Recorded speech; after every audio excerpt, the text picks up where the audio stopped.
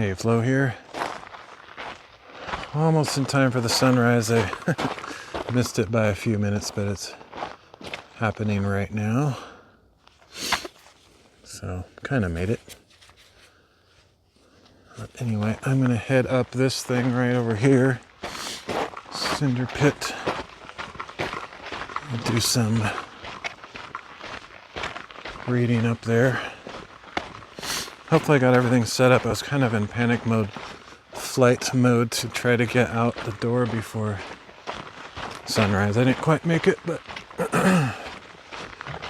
at least I got a good start. Like, I have still early in the morning and I can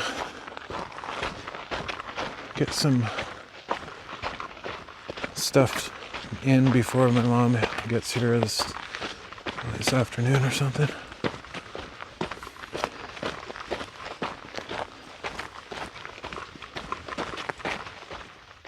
Hopefully the signal holds out. Kind of depends on where I walk. I think if I stay on this side, I'll be fine. There's the sunset. Of course, the colors are not even remotely accurate. Like, it's not even close.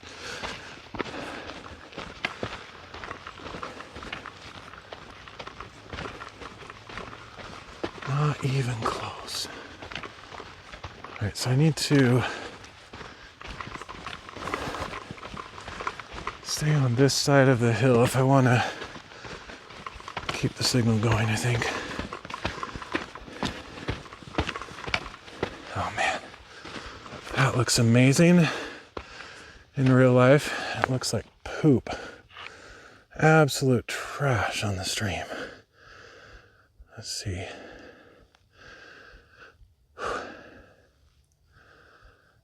Wonder if I can.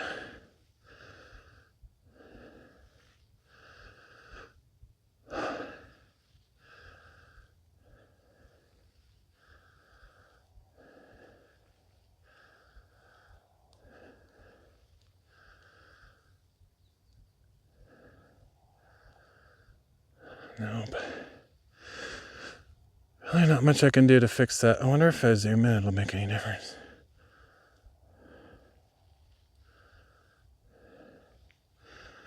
Alright, that's a little closer to reality. Still not quite there. My phone makes every sunset and sunrise yellow as what? I don't know, but it looks really not accurate. But that's a little bit better. It's just, it should be like orange, kind of pink and orange and purple and stuff, but no, there's pretty much never yellow, like actual true yellow in a sunset, ever. You'll never see yellow in reality, but cameras are hideous at interpreting sunset and sunrise colors.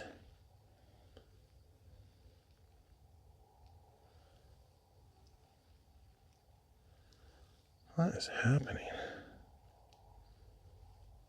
Weird.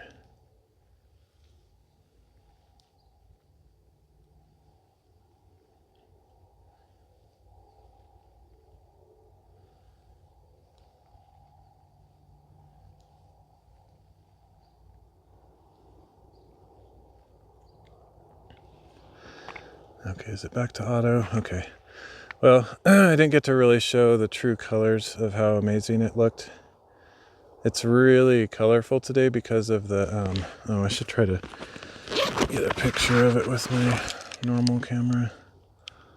Oops, somehow I left my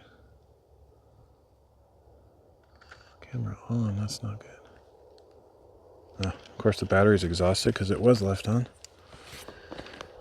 Hey Dale, looking good. Yeah, the colors are not accurate, but it's still, at least it's a sunrise of sorts. Let me see if I can get my battery changed before the whole thing's over.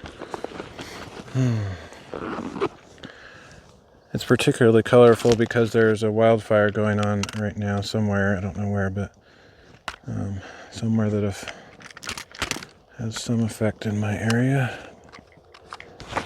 It's actually It was really smoky yesterday on my live stream, kind of nasty, and dawning of a new day, indeed. We'll try to get a couple halfway decent pictures of it before it's all over. I'm almost never up in time for sunrise, so it's kind of... I've been wanting to do more of these sunrise streams because, for the Bible reading stuff, but it just hasn't worked so far. Mainly because even when I'm up all night, like the sunrise aspect comes like all of a sudden. It's like, what?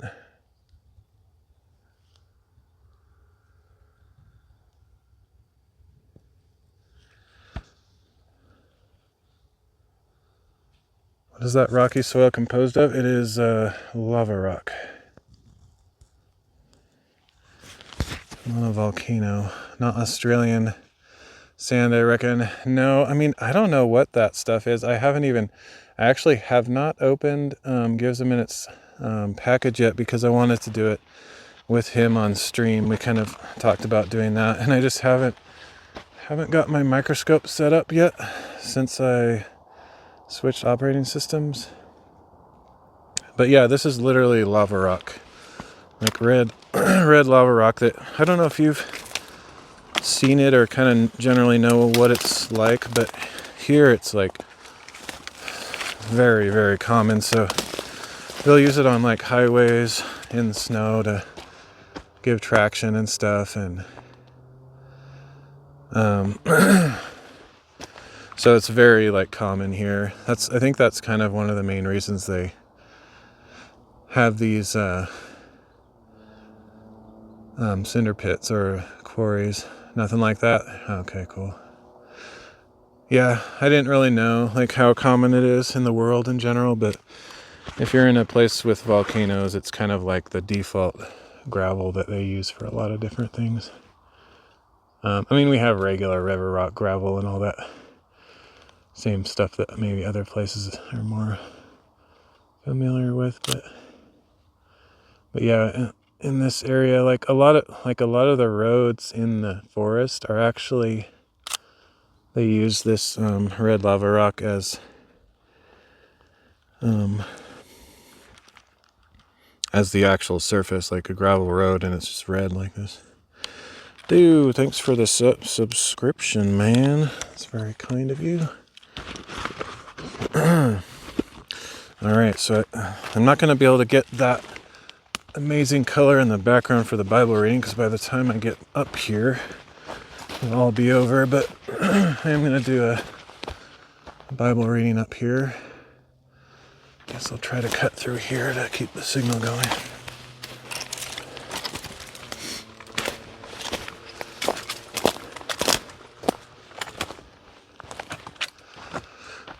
Oh, man.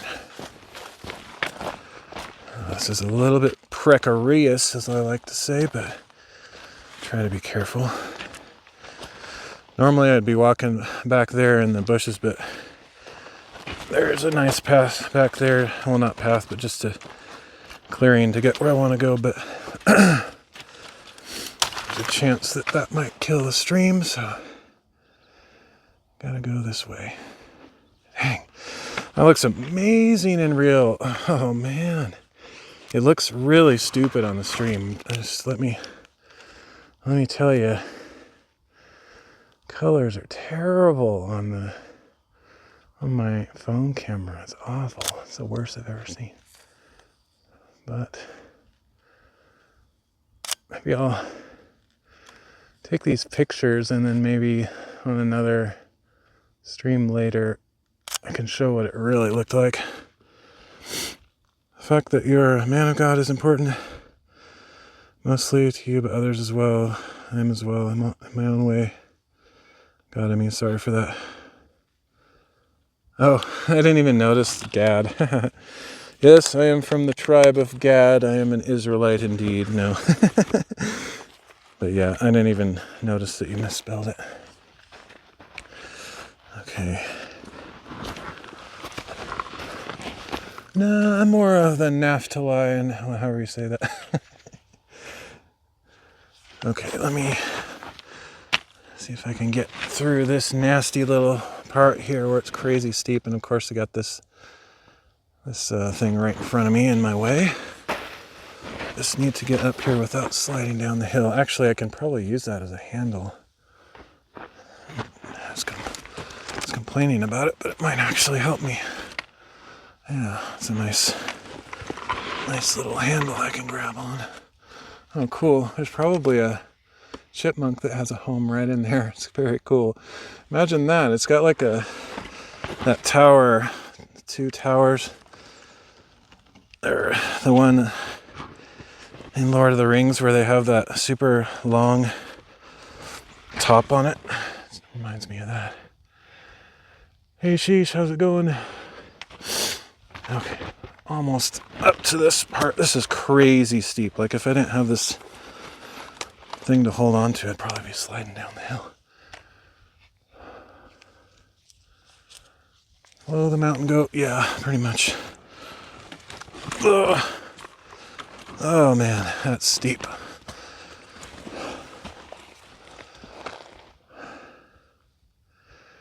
Whew. Another hike again for today. Yep, and I'm about to do a Bible reading. I'm trying to get up here before the whole sunrise is over, because it'd be awesome to get that in the reading, but oh man, I'm struggling. Probably should have taken a chance with that back route, because I know I could have gotten there like 10 times as fast, but I just thought the signal might die. See the smoke? Yeah. I think it's like 6, not quite 6 a.m. I don't know. If it's on, it's between 5 and 6. Oh, actually, the sunrise won't even show unless I go all the way down here.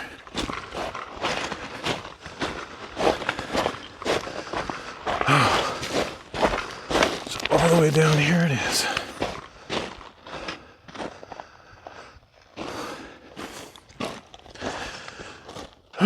In some ways, I wish I was using my other phone, because my other phone has way more accurate color. It's not as good quality, but the color is way better. Whew. Same place as before? No. Actually, I haven't been here in a while. There's a lot of places that probably look kind of similar on the stream, but it's different. 6:02, okay, yeah. I wasn't sure how close it was to the hour. Alright. You can see the smoke kind of looming around. There's just kind of a layer of it out there.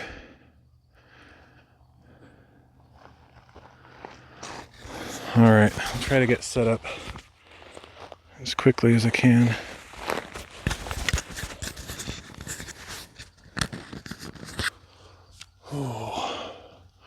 Annoying thing is when I'm kind of nervous, and not nervous, but like trying to speed up and doing things faster, it's like I do it slower because my hands are like all fumbling and stuff because I'm trying too hard.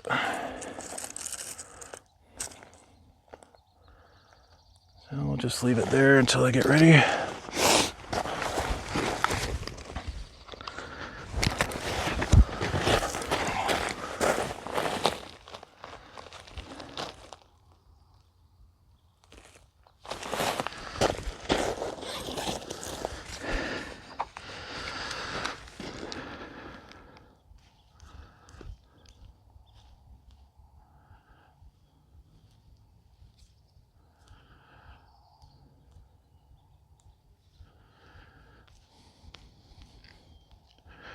Get my chat on my second phone so I don't have to like watch the screen constantly.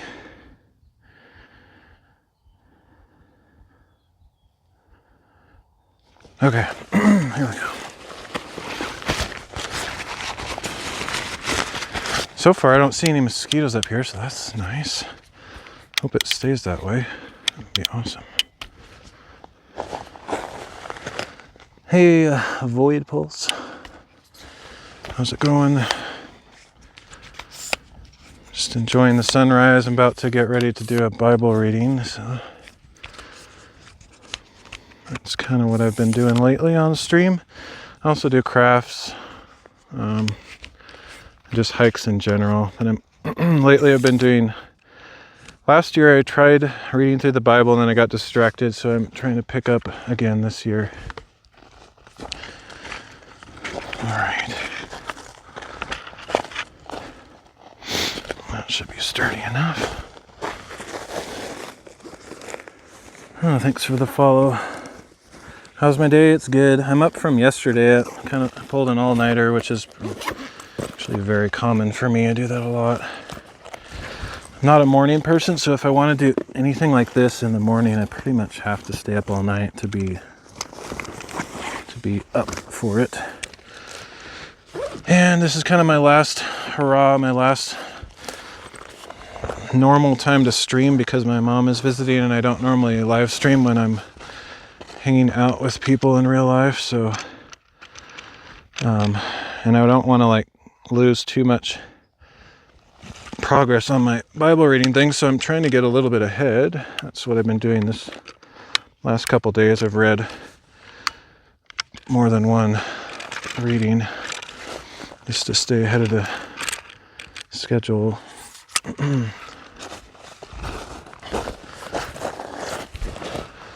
Okay. But yeah, I'm trying to read the whole Bible in nature this year. Just, it's kind of a new thing. It's what I actually always wanted to do, even last year, and that's why I was working on this app to allow me to show the scripture on screen while I'm in remote areas. So I had to write a special script to do that. And since I don't like writing scripts anymore and I'm not very good at it, I just had AI do it for me. But yeah, I got that all running. So I've been doing that for the last week or so. Man, I wish I could fix that. Oh, wow. I just blasted my tripod. Mega Blast Supreme. Let's see. I can't tell where the frame is. Okay, I need to get back a little bit if I want the sunset and where I'm going to be sitting. I need to get back here, I guess. I mean, not sunset, sunrise, whatever. And pretty soon the sun will be above where this framing is, which is, that's fine. Who cares? Okay.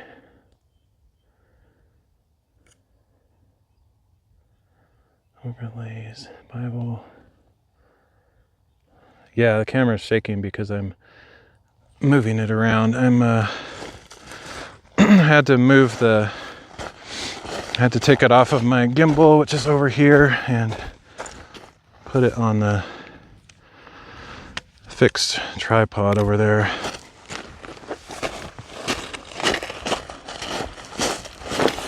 Okay. Shouldn't be shaking anymore though.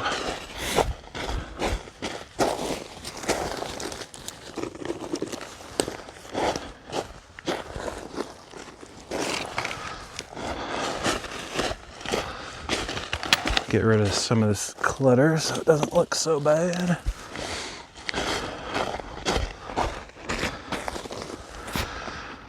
Whew. Yeah, man, I would have had to get up like way before sunrise. It would have been like literally dark, like pitch black out here if I wanted to get like here in time for the sun to come up like on the stream. It's hard for me to estimate that because I'm not like experienced with sunrises, but man, you have to like get up ridiculously early to experience it, like absurdly early. I mean, it's well beyond being a morning person. Like, and I could have I wanted to finish that book on my live stream earlier. That's the only reason I wasn't out here earlier, but I think I probably would have waited and not left early enough anyway, because I just didn't really expect it to be, I didn't really think about how long it would take for me to get set up and drive here and all that jazz. Oh well. Live and learn. Basically I have to leave like 2 hours early if I want to get here in time for that. Yep. I actually always have this chair. It's just sometimes I sit on the rocks and don't bother with the chair. But when I have a nice flat surface like this, I definitely do it. Okay. So I have to turn chat off. Most of you know what this is about, but I turned chat already. I guess I already did. I turned chat off on the stream because when I do these Bible reading streams, I want to have a clean output so I can cut them up later for production on YouTube, because I'm going to put each chapter in a separate video. And so I don't have the chat on the screen, which is unfortunate in some ways because I like to see the conversation later. But oh, let's see, I forgot the other phone. Oh, really absent-minded. Man, I'm glad I came back here and saw that, because I didn't put the battery on the phone, which would have been terrible. It would have died quite quickly. Okay. Just need to slow down and think things through. I was kind of hoping to get all this on the stream with the sunrise, and I missed it. Oh well, some other time I'll get out early enough, perhaps.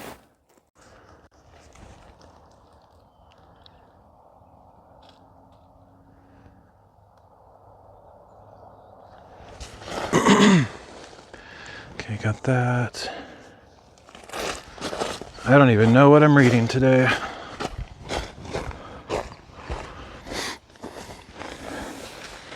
Ooh.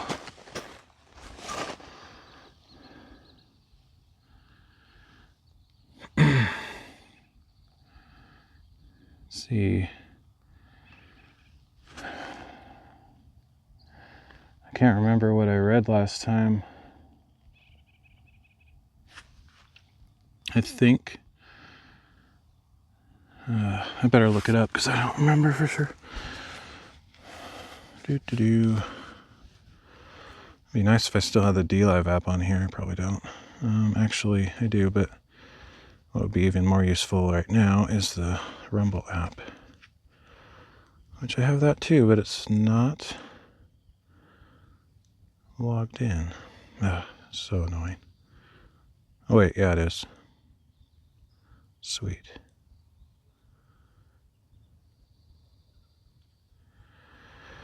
Okay, what was the last one? Last one was Job 14-20. Okay, so I read Mark 1, Luke 3. Okay. Okay, cool. Now I know.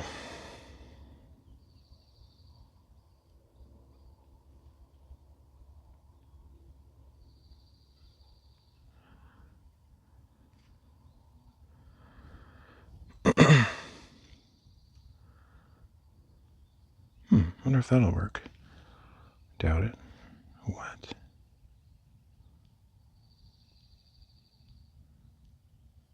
Oh, sick, it worked. Congratulations, Samsung, on your Note app. I'm impressed. Okay.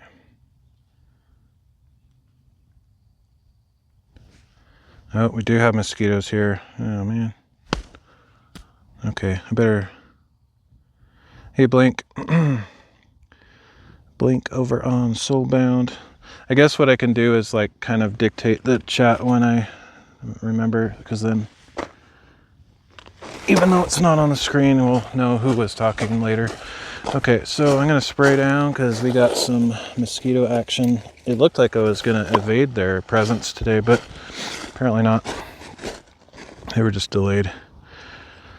Took them a while to find me.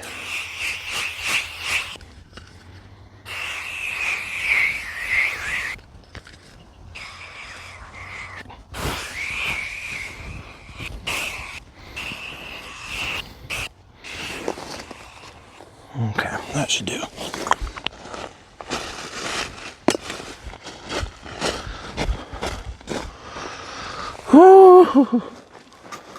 I'm in Oregon. I'm on top of a volcano. There's a ton of volcanoes around here. Okay, let's see.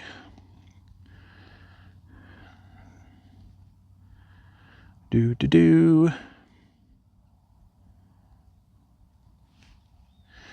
me way too long to get ready. It's ridiculous.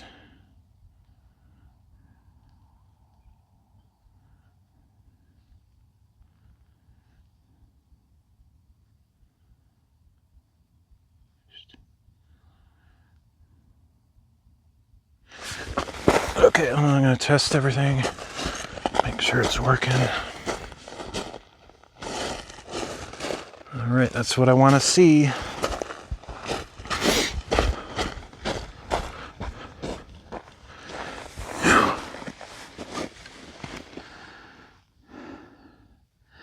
Your suit looks like your profile here. Oh, really? Oh, you mean like the guy with the Superman suit? I don't know. Hat, shirt, and pants. Oh, you mean on the... I don't know. I'm not sure, but... Okay, so I'm going to be reading the Bible, and so I'll read it chapter at a time, and then I'll check chat between chapters. So, get started here. Oh, I always like to pray before I start. Just bless the time, so I'll do that.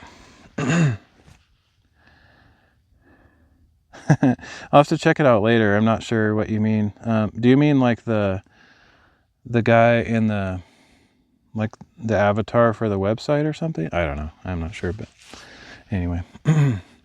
Dear Father, thank you for this day. Thank you that I was able to get out this morning and enjoy the beautiful sunset. It's a shame that such beauty comes as a result of a forest fire and all the smoke, which increases the colors and stuff. But I pray that you would continue to help the firefighters working on that fire wherever it is, and keep them safe and hydrated and cool. I know it's going to be a hot day, so just pray that you would protect them. Anybody that is threatened by the fire with their houses and stuff nearby, Lord, please protect them and give them peace during this time. Pray for everybody that's here in chat, Lord, and watching this later, that they would be blessed by your word. There's nothing much special that I can say, but that's why I want to focus on the Bible that you gave to us, and every word is powerful. Pray that you would give it special significance to those who are listening, and especially those who are seeking. But I know that you're seeking all of us to bring us to repentance and faith in Jesus Christ, and I pray that you would be doing that kind of work today through this time, and teach me to be more like you through this. In Jesus' name, amen.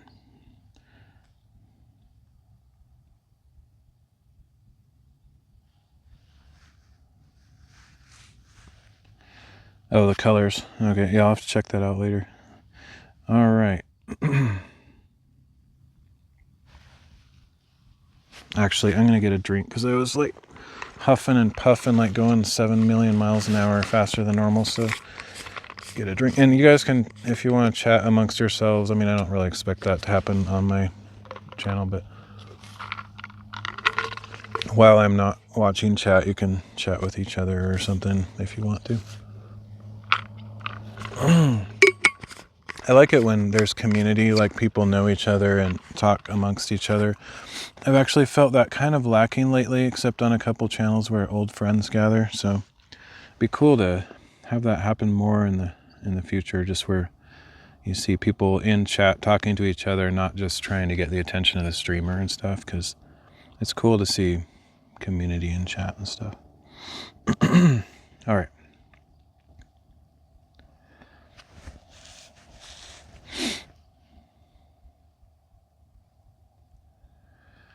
Job chapter 21.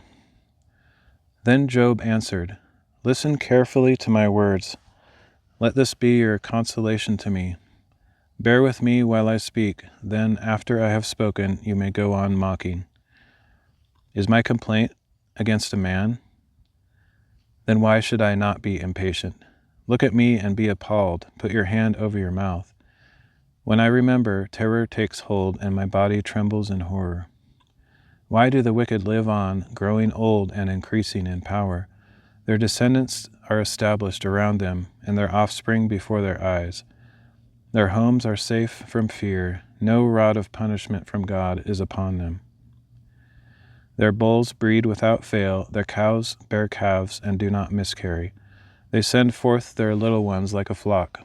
Their children skip about, singing to the tambourine and lyre, and making merry at the sound of the flute. They spend their days in prosperity and go down to Sheol in peace.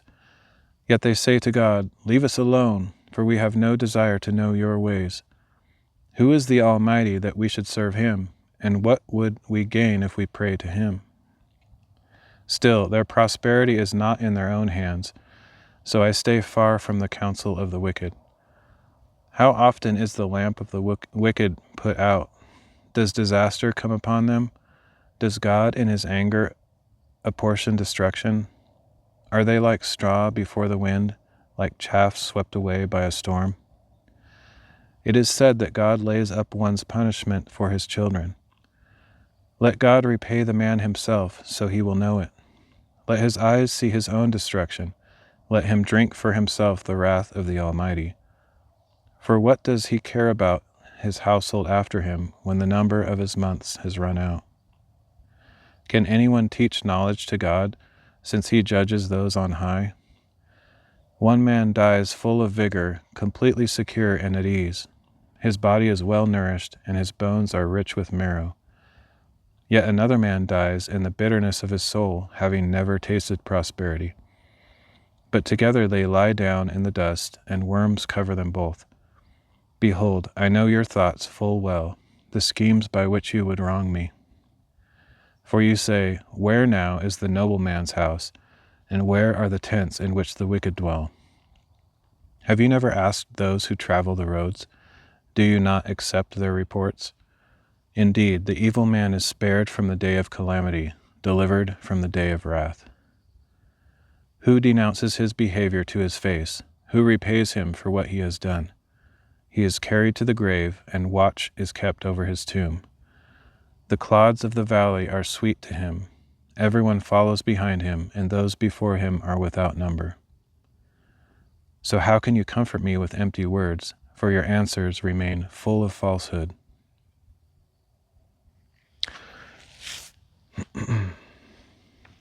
It's a great chapter. I don't know if you're talking to each other or me. I guess you could call me a religious person, except that some people say Christianity is not religion, it's a relationship, because religion can't get you to God. God has to reach us through his power and his work, which is what he did through Jesus Christ on the cross. But at the same time, I also understand that Christianity is a world religion, and so in that sense you could call me religious. I don't remember noticing this chapter before. It's actually really interesting because so Job is, if you don't know the story of Job, he was one of the best people on earth. God was quite impressed with him and favored him highly, just like God's looking down from heaven at Job and saying, "Hey, look at that guy. He's amazing. He's serving me, and I'm blessing him," and all this stuff. And then Satan, who happens to be there at the time, unfortunately, but it's part of the story and part of God's plan, Satan says, well, he only worships you because you give him all these blessings, and if you take away those blessings, he'll curse you to your face. And so, for whatever reason, we don't really know, God actually allows Satan to do all this terrible stuff to Job, including taking away all his many possessions. Like, he had thousands of sheep and cattle and all this stuff, and he had a big family with a bunch of kids, and all of his kids they died in this, like, basically natural disaster, and most of his possessions were taken away by bandits and stuff. And so then after that we have this dialogue. So Job, then Satan actually says, well, he still worships you, but if you like touch his flesh with disease, then he'll give up his faith and he'll curse you or whatever. And so God allows Satan to test Job in that way, and he gives him these terrible boils on his skin, some kind of really bad skin disease. So he's like, scraping at himself with a piece of pottery, and just in complete misery, wishing he could die and all this stuff. And then after that, like, he has these 3 friends who are older than him and supposedly wiser than him coming to comfort him. And so for like 7 days, they just sit with him in silence, just, probably crying with him because of all the terrible things that have happened.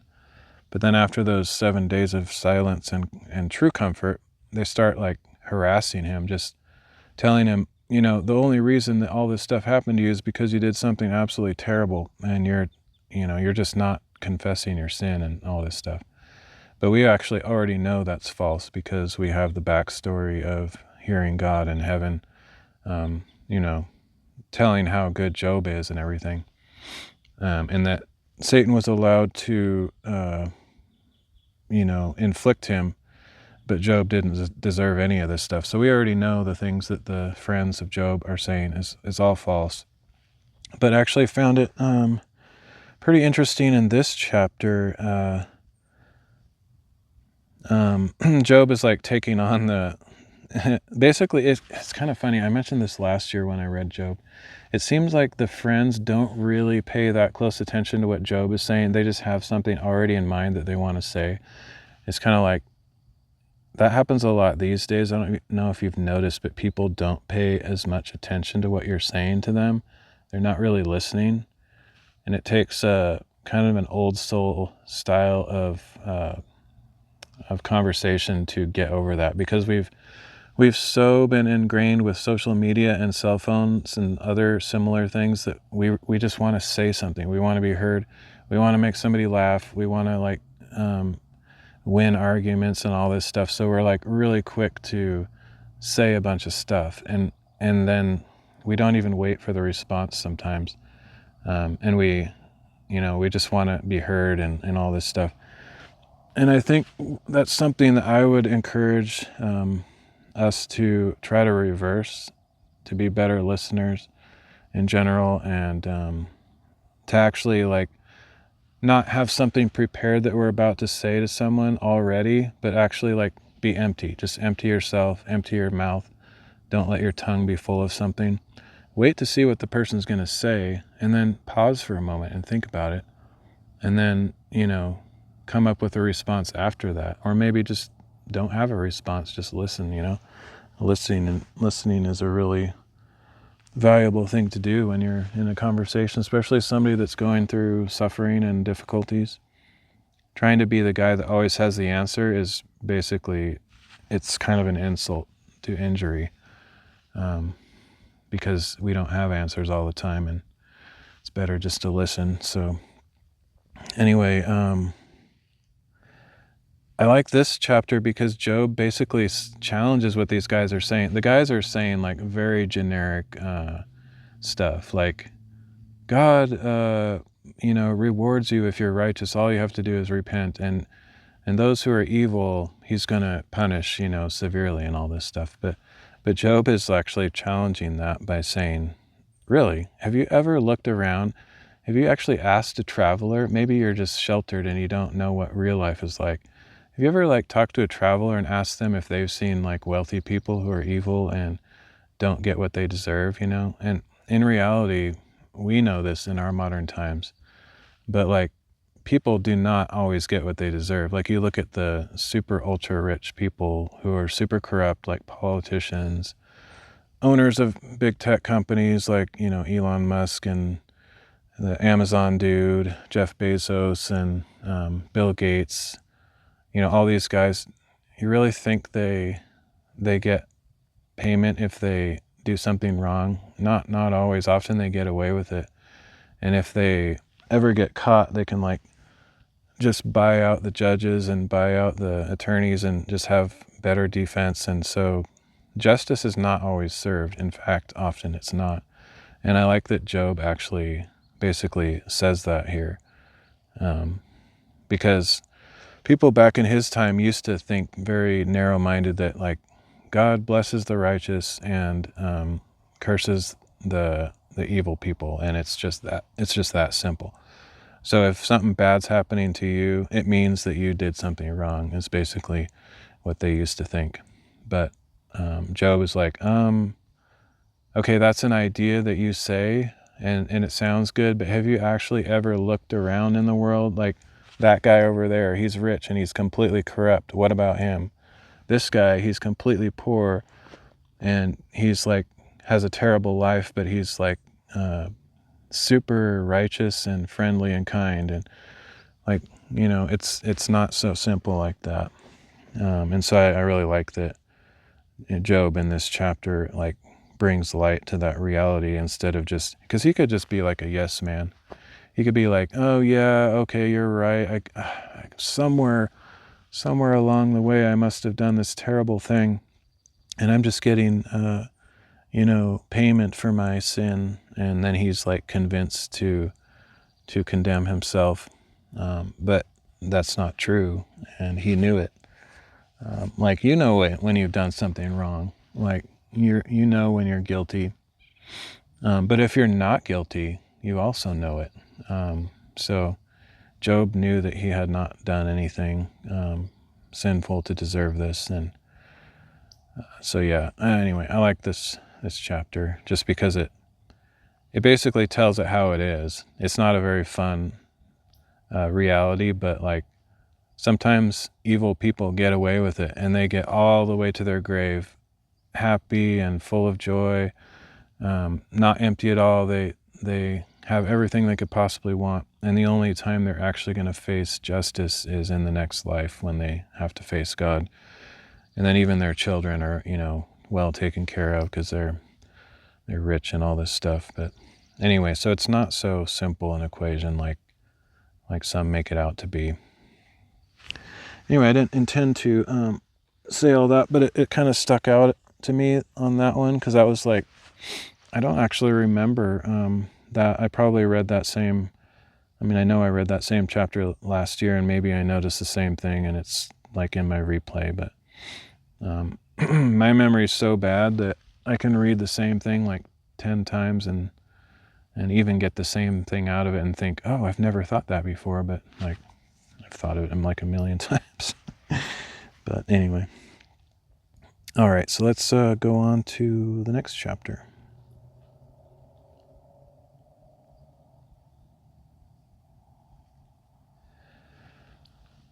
Job chapter 22. Then Eliphaz the Temanite replied, "Can a man be of use to God? Can even a wise man benefit him? Does it delight the Almighty that you are righteous? Does he profit if your ways are blameless? Is it for your reverence that he rebukes you and enters into judgment against you? Is not your wickedness great? Are not your iniquities endless? For you needlessly demanded security from your brothers and deprived the naked of their clothing. You gave no water to the weary and withheld food from the famished, while the land belonged to a mighty man, and a man of honor lived on it. You sent widows away empty-handed, and the strength of the fatherless was crushed. Therefore snares surround you, and sudden peril terrifies you. It is so dark you cannot see, and a flood of water covers you. Is not God as high as the heavens? Look at the highest stars, how lofty they are. Yet you say, what does God know? Does he judge through thick darkness? Thick clouds veil him, so he does not see us as he traverses the vault of heaven. Will you stay on the ancient path that wicked men have trod? They were snatched away before their time, and their foundations were swept away by a flood. They said to God, depart from us. What can the Almighty do to us? But it was he who filled their houses with good things. So I stay far from the counsel of the wicked. The righteous see it and are glad, the innocent mock them. Surely our foes are destroyed, and fire has consumed their excess. Reconcile now and be at peace with him, thereby good will come to you. Receive instruction from his mouth, and lay up his words in your heart. If you return to the Almighty, you will be restored. If you remove injustice from your tents, and consign your gold to the dust, and the gold of Ophir to the stones of the ravines, then the Almighty will be your gold and the finest silver for you. Surely then you will delight in the Almighty and lift up your face to God. You will pray to him, and he will hear you, and you will fulfill your vows. Your decisions will be carried out, and light will shine on your ways. When men are brought low, and you say, lift them up, then he will save the lowly. He will deliver even one who is not innocent, rescuing him through the cleanness of your hands. So it's funny, like these friends of Job, like they throw in like bits of truth but they're really, like I said, they're not even paying attention to what Job said. Like what that dude just said in response to Job has nothing to do with what Job was saying at all. It's like they weren't even paying attention. They already had their shotgun, like ready to go. It's like, okay, Job, I'm waiting for your last word and a little bit of pausing, and it's just, they're not even paying attention to what he's saying. Job just had this incredibly wise thing that he just said, that not all wicked people get what they deserve, and poor people often don't get what they deserve. And then they just suddenly said, like, the first thing that this friend of Job said is like, you are surely like doing completely ridiculous things, and here's very specific charges against you that I'm just pulling out of nowhere. Because Job had done none of those things that Eliphaz just listed in the first part of that chapter. He's just outright accusing him of wronging other people. And we know that Job didn't do any of those things. In fact, Job was known for being a man after God's heart, and he constantly helped the poor. And even though he was one of the richest men in the East, he was known for using his wealth to bless others.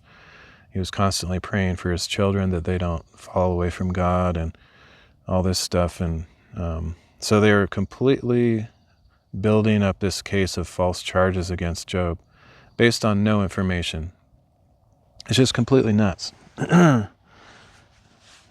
Basically, they are the evil guys in the story. Like, they're the ones that deserve the judgment that they're talking about.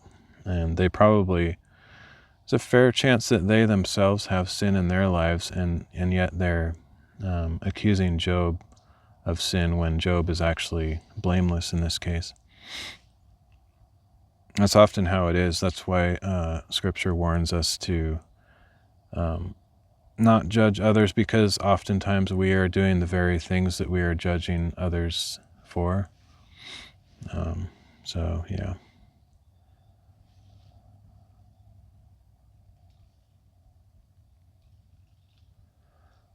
Job chapter 23. Then Job answered, even today my complaint is bitter. His hand is heavy despite my groaning. If I only knew where to find him, so that I could go to his seat, I would plead my case before him and fill my mouth with arguments. I would learn how he would answer and consider that he would say, or what he would say. Would he contend with me in his great power? No, he would certainly take note of me. Then an upright man could reason with him, and I would be delivered forever from my judge. If I go east, he is not there, and if I go west, I cannot find him. When he is at work in the north, I cannot behold him. When he turns to the south, I cannot see him. Yet he knows the way I have taken. When he has tested me, I will come forth as gold. My feet have followed in his tracks. I have kept his way without turning aside. I have not departed from the command of his lips. I have treasured the words of his mouth more than my daily bread. But he is unchangeable, and who can oppose him? He does what he desires. For he carries out his decree against me, and he has many such plans. Therefore I am terrified in his presence. When I consider this, I fear him. God has made my heart faint. The Almighty has terrified me. Yet I am not silenced by the darkness, by the thick darkness that covers my face.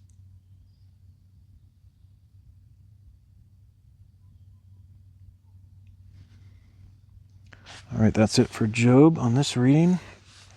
We just have a couple chapters in the Gospels, the New Testament, starting with Matthew chapter 4.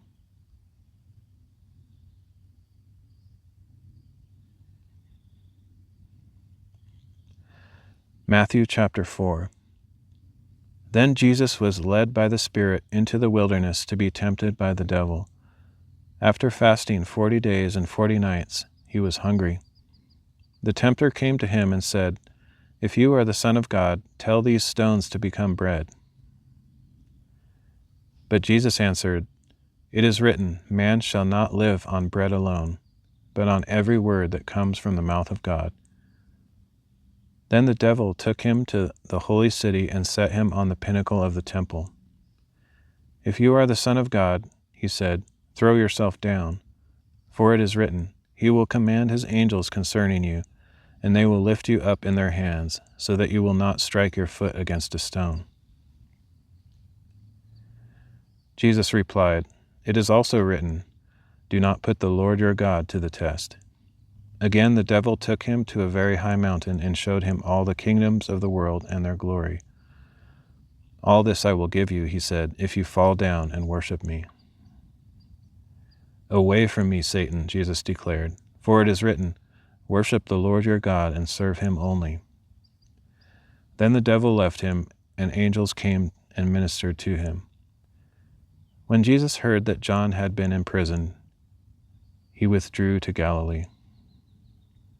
Leaving Nazareth, he went and lived in Capernaum, which is by the sea in the region of Zebulun and Naphtali, to fulfill what was spoken through the prophet Isaiah, "Land of Zebulun and land of Naphtali, the way of the sea, beyond the Jordan, Galilee of the Gentiles. The people living in darkness have seen a great light. On those living in the land of the shadow of death, a light has dawned." From that time on, Jesus began to preach, "Repent, for the kingdom of heaven is near." As Jesus was walking beside the Sea of Galilee, he saw two brothers, Simon called Peter and his brother Andrew. They were casting a net into the sea, for they were fishermen. "Come, follow me," Jesus said, "and I will make you fishers of men." And at once they left their nets and followed him. Going on from there, he saw two other brothers, James, son of Zebedee, and his brother John. They were in a boat with their father Zebedee, mending their nets. Jesus called them, and immediately they left the boat and their father and followed him. Jesus went throughout Galilee, teaching in their synagogues, preaching the gospel of the kingdom, and healing every disease and sickness among the people. News about him spread all over Syria, and people brought to him all who were ill with various diseases, those suffering acute pain, the demon-possessed, those having seizures, and the paralyzed, and he healed them. The large crowds that followed him came from Galilee, the Decapolis, Jerusalem, Judea, and beyond the Jordan.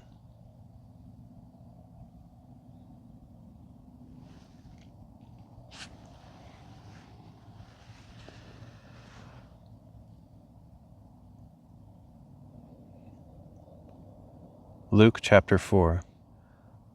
Then Jesus, full of the Holy Spirit, returned from the Jordan and was led by the Spirit into the wilderness, where for 40 days he was tempted by the devil. He ate nothing during those days, and when they had ended, he was hungry. The devil said to him, "If you are the Son of God, tell this stone to become bread." But Jesus answered, "It is written, man shall not live on bread alone." Then the devil led him up to a high place and showed him in an instant all the kingdoms of the world. "I will give you authority over all these kingdoms and all their glory," he said, "for it has been relinquished to me, and I can give it to anyone I wish. So if you worship me, it will all be yours." But Jesus answered, "It is written, worship the Lord your God and serve him only." Then the devil led him to Jerusalem and set him on the pinnacle of the temple. "If you are the Son of God," he said, "throw yourself down from here. For it is written, he will command his angels concerning you to guard you carefully, and they will lift you up in their hands so that you will not strike your foot against a stone." But Jesus answered, It also says, do not put the Lord your God to the test." When the devil had finished every temptation, he left him until an opportune time. Jesus returned to Galilee in the power of the Spirit, and the news about him spread throughout the surrounding region. He taught in their synagogues and was glorified by everyone. Then Jesus came to Nazareth, where he had been brought up. As was his custom, he entered the synagogue on the Sabbath, and when he stood up to read, the scroll of the prophet Isaiah was handed to him. Unrolling it, he found the place where it was written, "The Spirit of the Lord is on me, because he has anointed me to preach good news to the poor. He has sent me to proclaim liberty to the captives and recovery of sight to the blind, to release the oppressed, to proclaim the year of the Lord's favor." Then he rolled up the scroll, returned it to the attendant, and sat down. The eyes of everyone in the synagogue were fixed on him. And he began by saying, "Today this scripture is fulfilled in your hearing." All spoke well of him and marveled at the gracious words that came from his lips. "Isn't this the son of Joseph?" they asked. Jesus said to them, "Surely you will quote this proverb to me, 'Physician, heal yourself. Do here in your hometown what we have heard that you did in Capernaum.'" Then he added, "Truly I tell you, no prophet is accepted in his hometown. But I tell you truthfully that there were many widows in Israel in the time of Elijah, when the sky was shut for 3.5 years and great famine swept over all the land. Yet Elijah was not sent to any of them, but to the widow of Zarephath in Sidon. And there were many lepers in Israel in the time of Elisha the prophet, yet not one of them was cleansed, only Naaman the Syrian." On hearing this, all the people in the synagogue were enraged. They got up, drove him out of the town, and led him to the brow of the hill on which the town was built, in order to throw him over the cliff. But Jesus passed through the crowd and went on his way. Then he went to Capernaum, a town in Galilee, and on the Sabbath he began to teach the people. They were astonished at his teaching, because his message had authority. In the synagogue there was a man possessed by the spirit of an unclean demon. He cried out in a loud voice, "Ha! What do you want with us, Jesus of Nazareth? Have you come to destroy us? I know who you are, the Holy One of God." But Jesus rebuked the demon. "Be silent," he said. "Come out of him." At this the demon threw the man down before them all and came out without harming him. All the people were overcome with amazement and asked one another, "What is this message? With authority and power he commands the unclean spirits, and they come out." And the news about Jesus spread throughout the surrounding region. After Jesus had left the synagogue, he went to the home of Simon, whose mother-in-law was suffering from a high fever. So they appealed to Jesus on her behalf. And he stood over her and rebuked the fever, and it left her. And she got up at once and began to serve them. At sunset, all who were ill with various diseases were brought to Jesus, and laying his hands on each one, he healed them. Demons also came out of many people, shouting, "You are the Son of God." But he rebuked the demons and would not allow them to speak, because they knew he was the Christ. At daybreak, Jesus went out to a solitary place, and the crowds were looking for him. They came to him and tried to keep him from leaving. But Jesus told them, "I must preach the good news of the kingdom of God to the other towns as well, because that is why I was sent." And he continued to preach in the synagogues of Judea.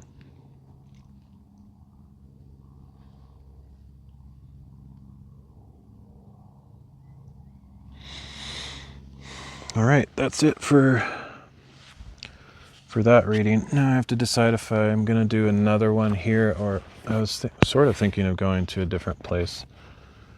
But I don't know. Let's see what time it is. It's about 7.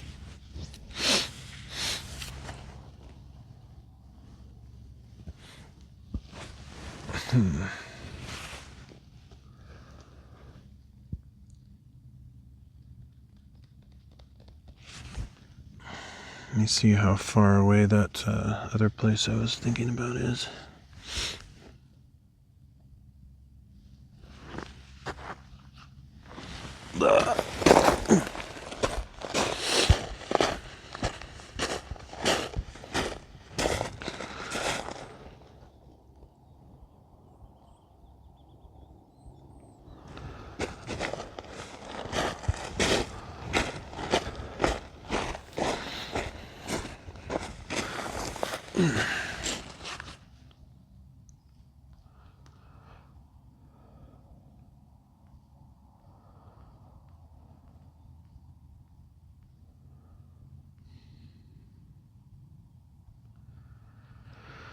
I don't know. I could just stay here. Let's see.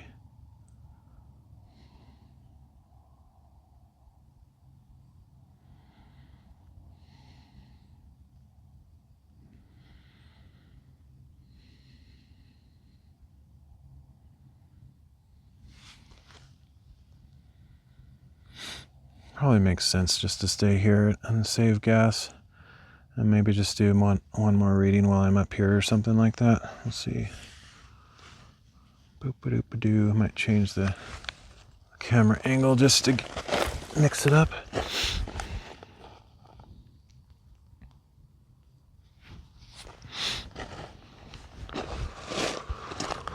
Let's see. What do we got here?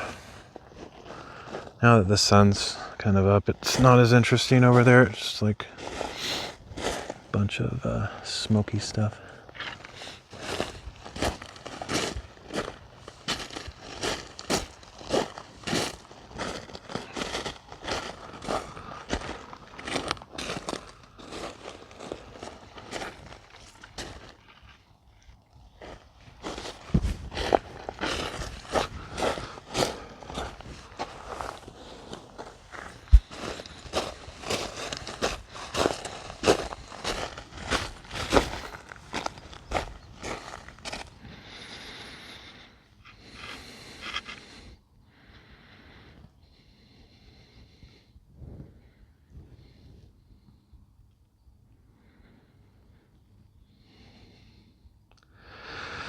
Much nicer view. Yeah, all of this would be way cooler if the smoke wasn't here, because it's really cool stuff in the distance, but can't really see much of it now, unfortunately.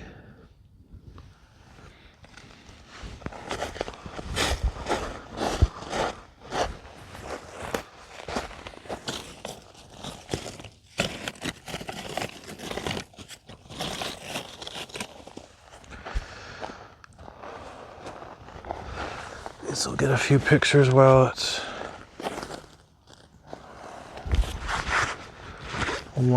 it's not quite over yet. I mean, the cool colors is already over, but there's kind of some nice stuff.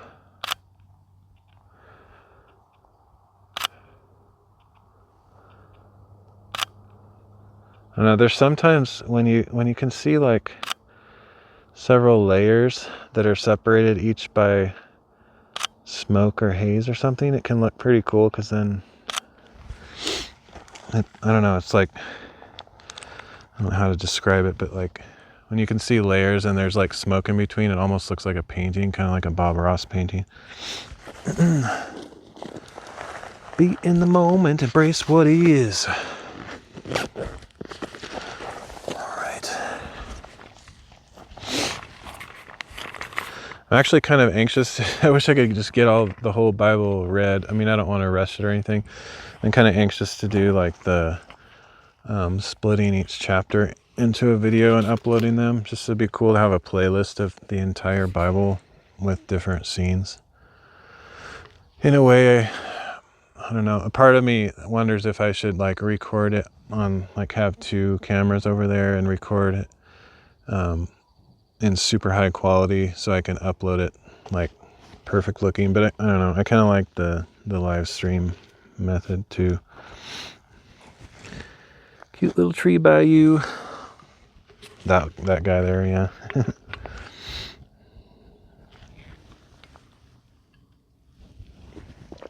Yeah, I'll probably do one more reading up here, and then either that'll be it for the day, or I might find one more location.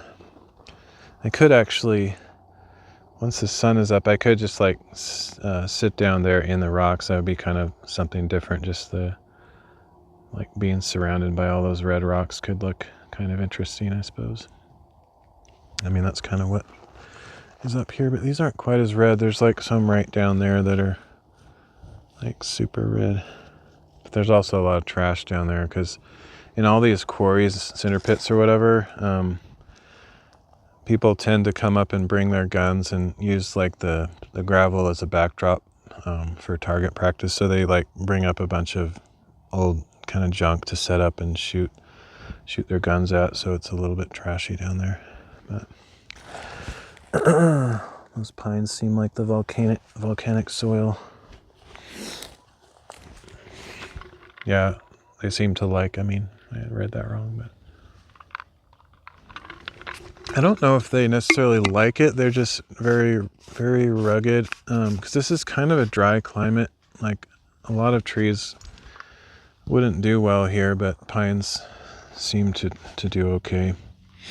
There are obviously less trees where all this lava rock stuff is, but they can still somehow survive. And I've seen like really big trees growing straight out of a rock where there basically is no soil. It's kind of amazing, actually.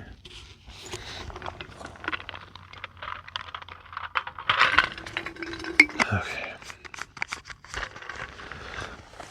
All right, yeah, I'll do one more reading up here at least, and I'll decide what to do after that.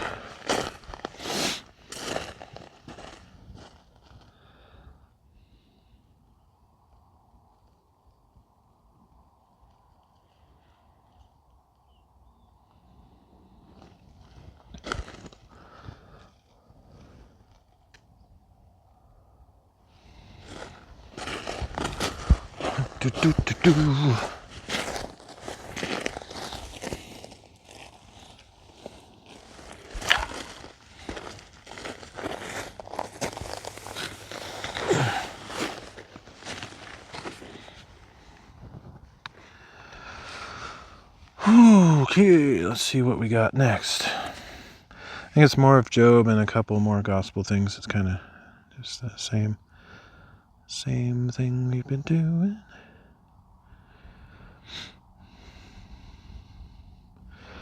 We just did that one, so now it's, yeah. I should get this all in a playlist. I can technically put this all like I could make it like a little app that allows me to check off the readings and then copy the next one. That'd be pretty cool. But I don't want to get too distracted. It's not that hard to like cut and paste. I don't want to like do the same thing I did last year where I get distracted with a super complicated Bible app, and then I don't even do the reading.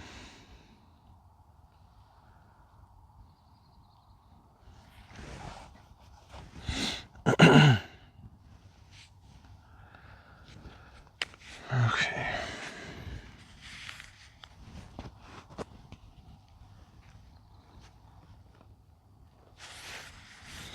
Man, my throat is really dry. I think it's from just all this smoke. I had the windows open last night, blowing in cold air. Otherwise, because I don't have air conditioning, that's the only way to cool it down in anticipation for a hot day.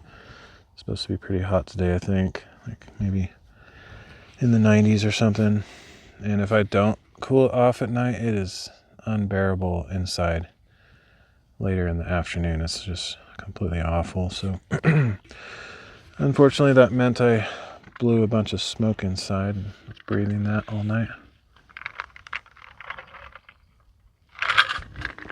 It wasn't really that terrible though. I definitely smelled it, and like when I too much information, but when I blew my nose, that's when you really know. When you blow your nose and you smell smoke in your nose, then you know you've been breathing it in too much.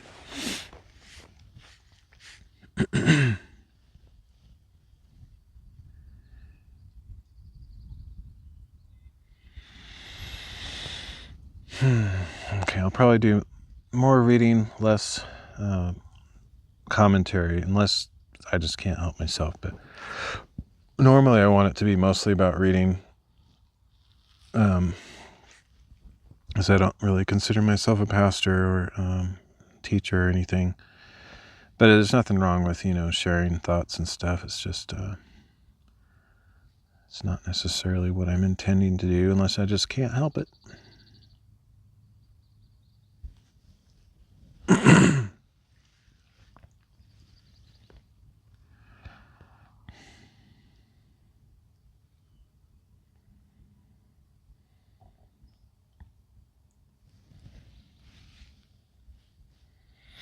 Might get some chipmunks joining the show over there.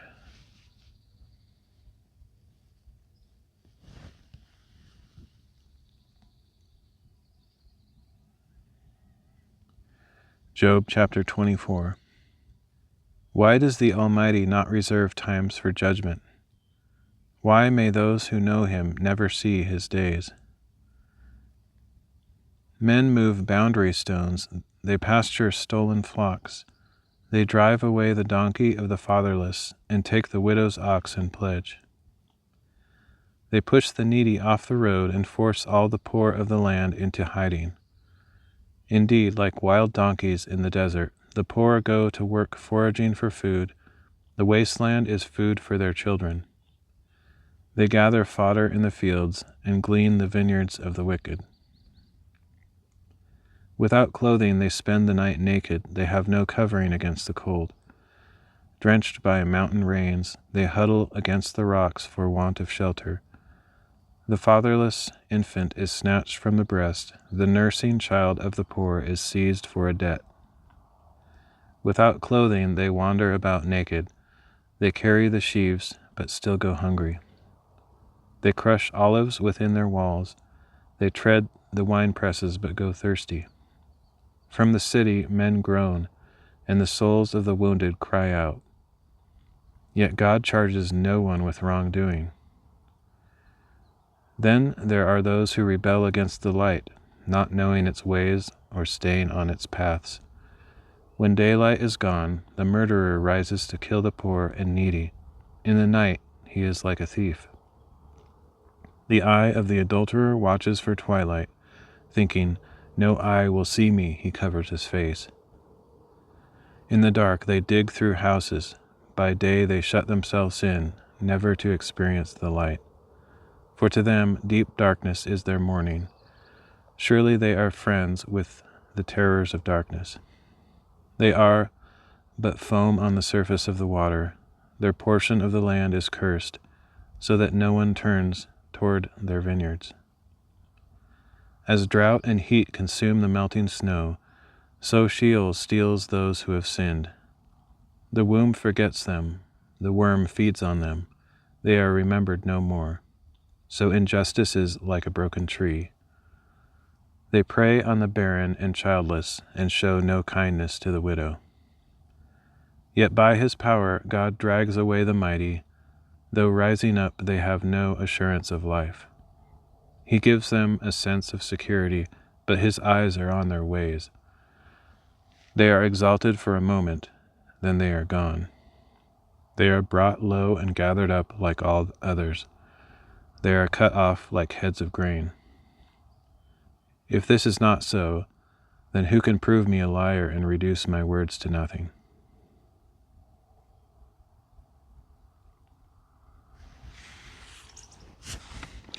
My chair is like about to fall backwards.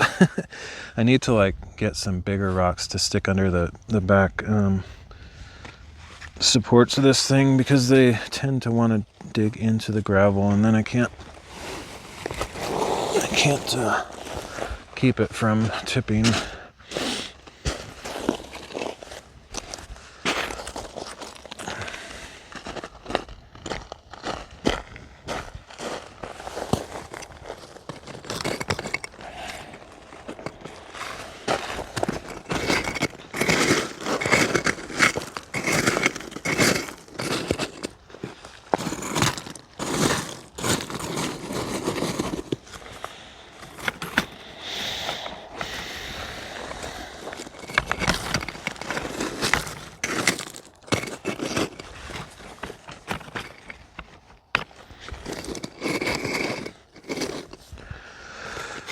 I don't know if that'll work, but we'll try it.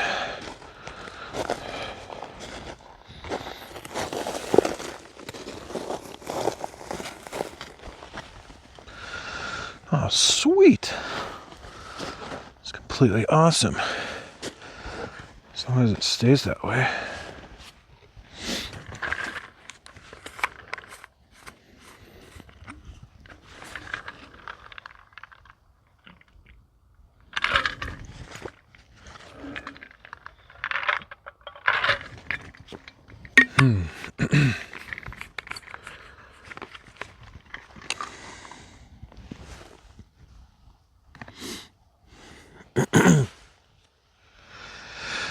All right.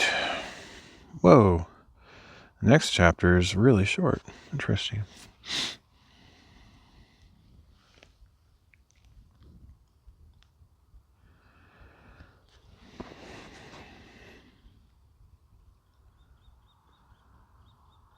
Job chapter 25. Then Bildad the Shuhite replied, "Dominion and awe belong to God. He establishes harmony in the heights of heaven. Can his troops be numbered? On whom does his light not rise? How then can a man be just before God? How can one born of woman be pure? If even the moon does not shine, and the stars are not pure in his sight, how much less man, who is but a maggot, and the Son of Man, who is but a worm?"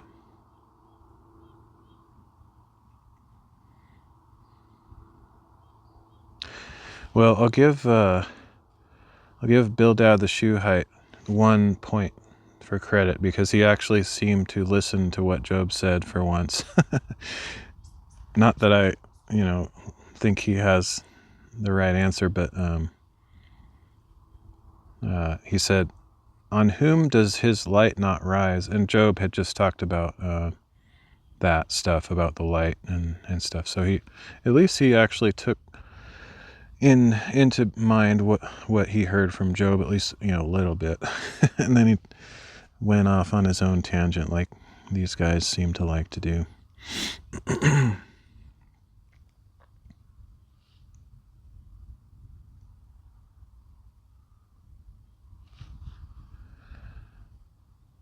Job chapter 26. Then Job answered, "How you have helped the powerless and saved the arm that is feeble. How you have counseled the unwise and provided fully sound insight."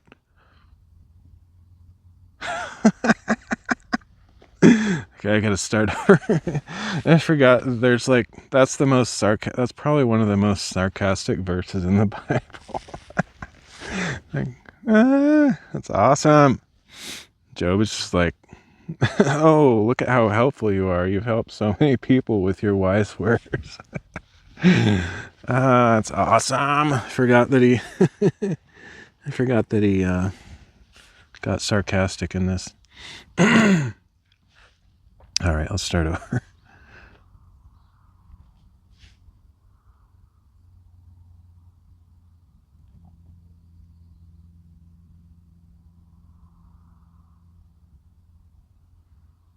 It's going to be hard not to smile when I read this.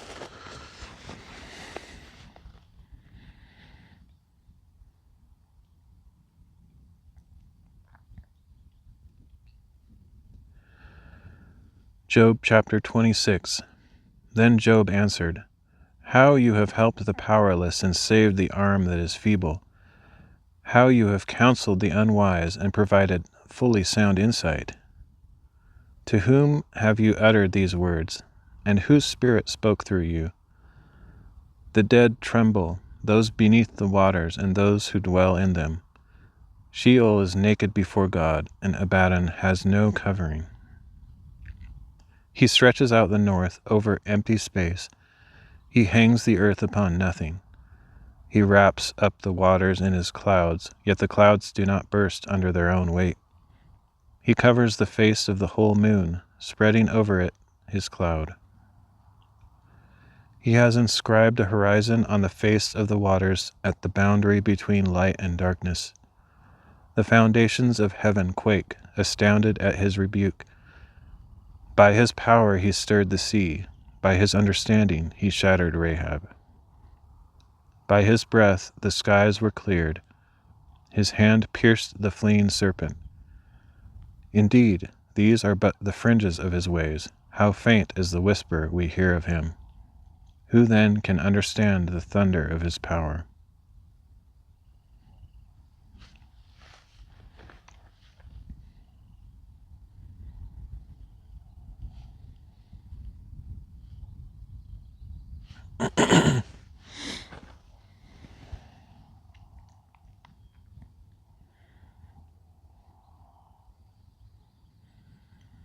Job chapter 27.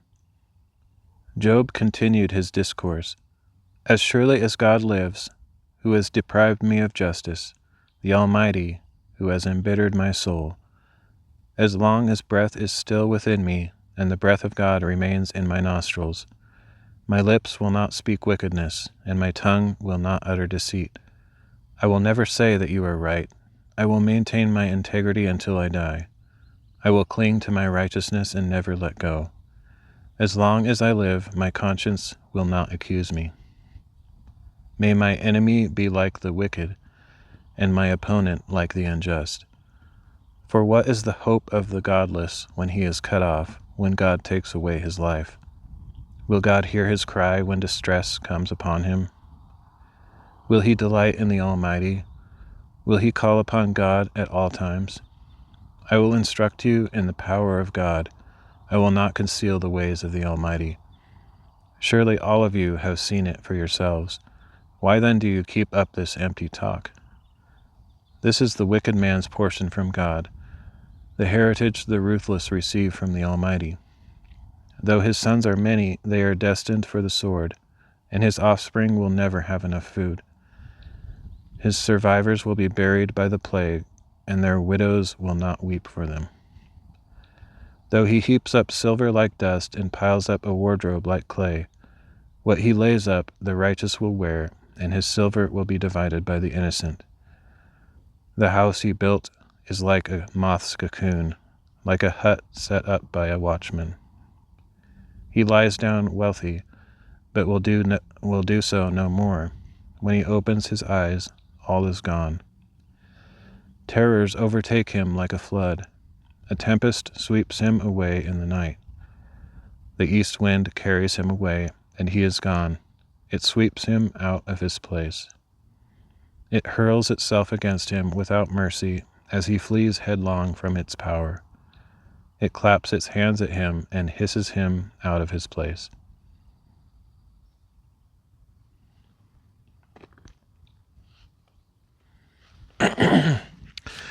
Man, my voice. Vo ice.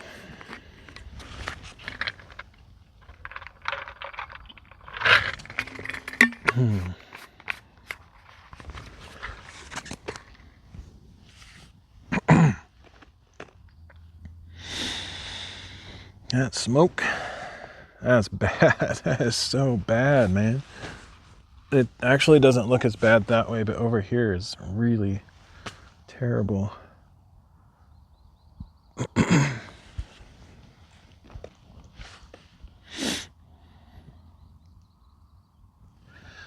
Actually, I wonder if there's something interesting over that way.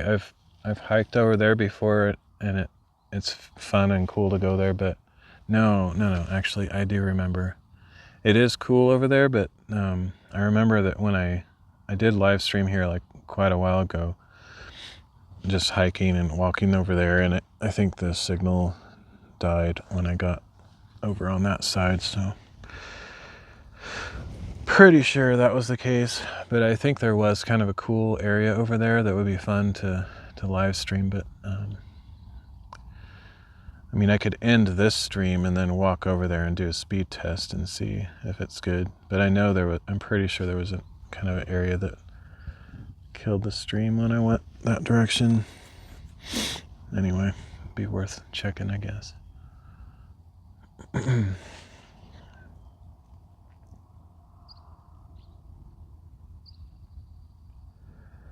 Job chapter 28.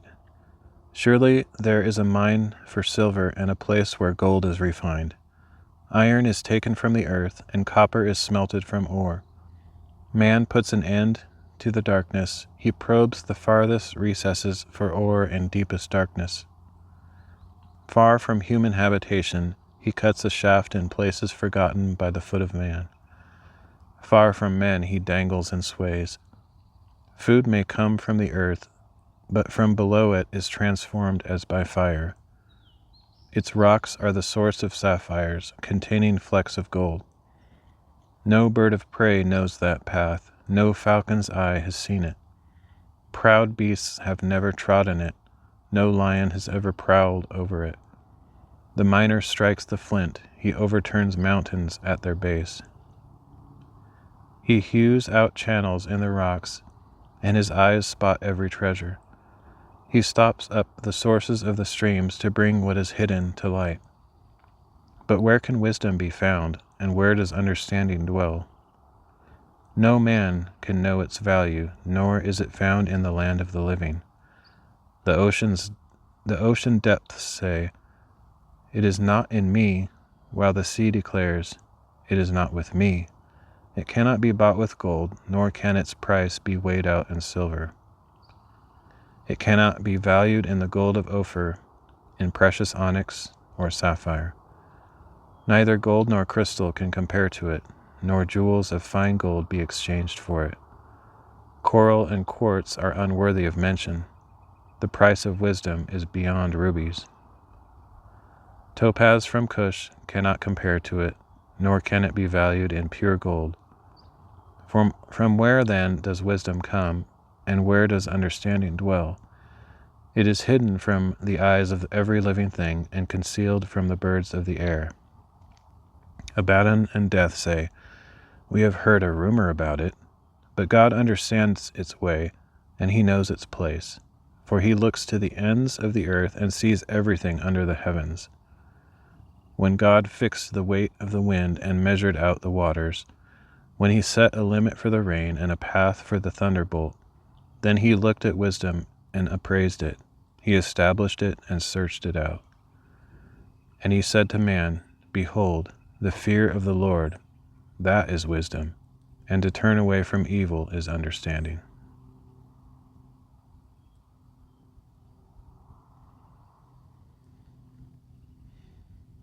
That's a good chapter.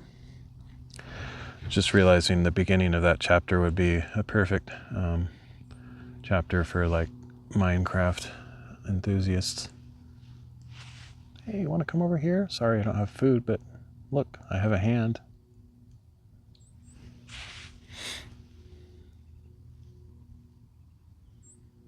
There are so many chipmunks.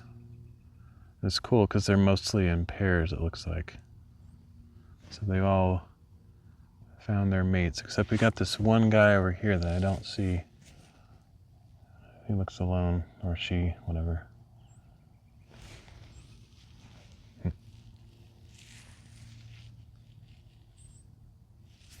This must be like their morning time. I mean, like, they weren't really, there was a few over there, but like now all of a sudden there's a ton of them over there. Must be like their wake up time, or I woke them up with my Bible reading. Come, listen to the Bible.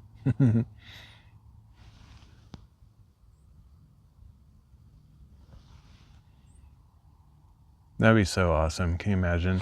They're all like just sitting here, like on, like in a row, just like listening. That would be amazing.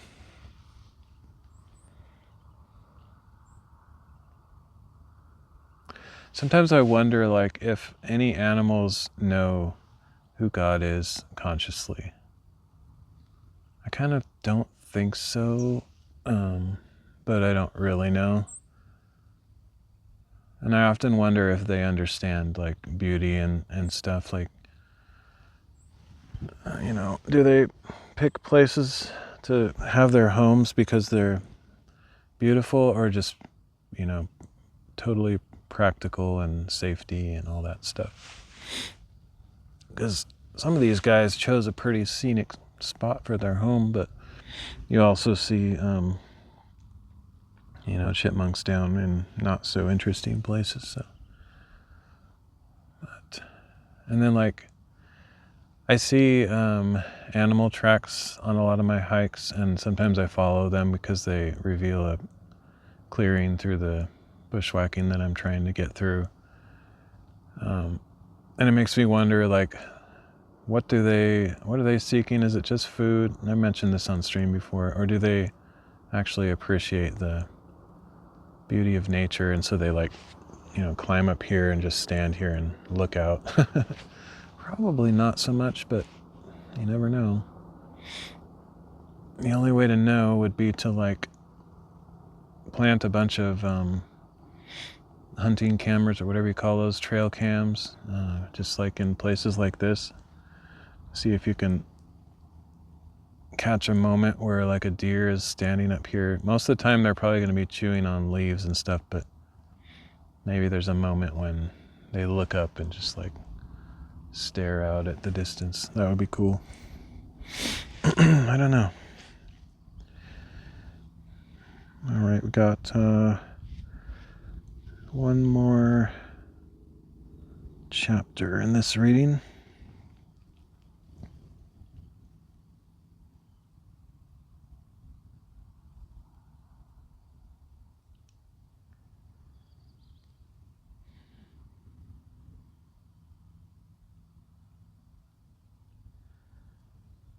Luke chapter 5.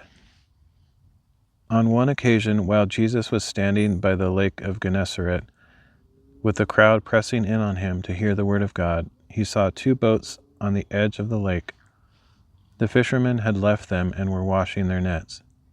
Jesus got into the boat belonging to Simon and asked him to put out a little from shore, and sitting down he taught the people from the boat. When Jesus had finished speaking, he said to Simon, "Put out into deep water and let down your nets for a catch." "Master," Simon replied, "we have worked hard all night without catching anything. But because you say so, I will let down the nets." When they had done so, they caught such a large number of fish that their nets began to tear. So they signaled to their partners in the other boat to come and help them, and they came and filled both boats so full that they began to sink.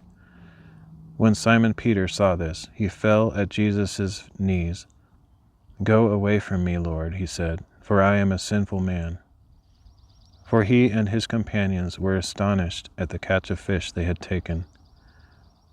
And so were his partners, James and John, the sons of Zebedee. "Do not be afraid," Jesus said to Simon. "From now on you will catch men." And when they had brought their boats ashore, they left everything and followed him. While Jesus was in one of the towns, a man came along who was covered with leprosy. When he saw Jesus, he fell face down and begged him, "Lord, if you are willing, you can make me clean." Jesus reached out his hand and touched the man. "I am willing," he said. "Be clean." And immediately the leprosy left him. "Do not tell anyone," Jesus instructed him, "but go, show yourself to the priest, and present the offering Moses prescribed for you for your cleansing as a testimony to them." But the news about Jesus spread all the more, and great crowds came to hear him and to be healed of their sicknesses. Yet he frequently withdrew to the wilderness to pray. One day Jesus was teaching, and the Pharisees and teachers of the law were sitting there. People had come from Jerusalem and from every village of Galilee and Judea, and the power of the Lord was present for him to heal the sick. Just then some men came carrying a paralyzed man on a mat. They tried to bring him inside to set him before Jesus, but they could not find a way through the crowd. So they went up on the roof and lowered him on his mat through the tiles into the middle of the crowd right in front of Jesus. When Jesus saw their faith, he said, "Friend, your sins are forgiven." But the scribes and Pharisees began thinking to themselves, "Who is this man who speaks blasphemy? Who can forgive sins but God alone?"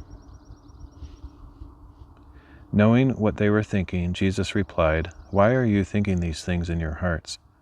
Which is easier to say, 'Your sins are forgiven,' or to say, 'Get up and walk'?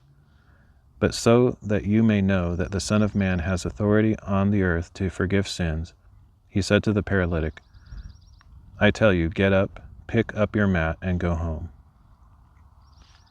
And immediately the man stood up before them, took what he had been lying on, and went home glorifying God.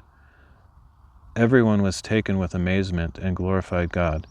They were filled with awe and said, "We have seen remarkable things today." After this, Jesus went out and saw a tax collector named Levi sitting at the tax booth. "Follow me," he told him. And Levi got up, left everything, and followed him. Then Levi hosted a great banquet for Jesus at his house. A large crowd of tax collectors was there, along with others who were eating with them. But the Pharisees and their scribes complained to Jesus' disciples, "Why do you eat and drink with tax collectors and sinners?" Jesus answered, "It is not the healthy who need a doctor, but the sick. I have not come to call the righteous, but sinners to repentance." Then they said to him, "John's disciples and those of the Pharisees frequently fast and pray, but yours keep on eating and drinking." Jesus replied, "Can you make the guests of the bridegroom fast while he is with them? But the time will come when the bridegroom will be taken from them, then they will fast." He also told them a parable. "No one tears a piece of cloth from a new garment and sews it on an old one. If he does, he will tear the new garment as well, and the patch from the new will not match the old. And no one pours new wine into old wineskins. If he does, the new wine will burst the skins, the wine will spill, and the wineskins will be ruined. Instead, new wine is poured into new wineskins. And no one after drinking old wine wants new, for he says, 'The old is better.'"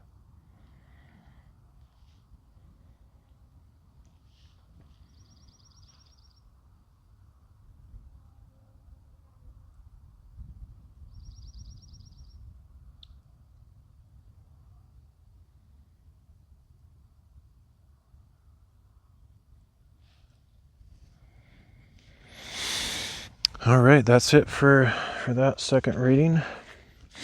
Let's see, where am I at in this thing? Oh, excuse me.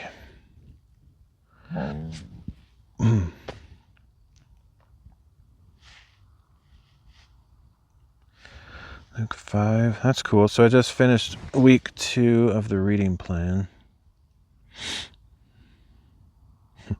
Tempted to read like all of week 3. But I'd be out too long if I did that. I need to get back home and prepare for my mom who's coming later today. But it would be cool I could do 3 readings maybe. I don't know. That is kind of a logical stopping point just because that's like a break in the week of the reading. Not that, I don't know, the weeks don't really have any particular meaning necessarily, just numbers of days of reading, whatever.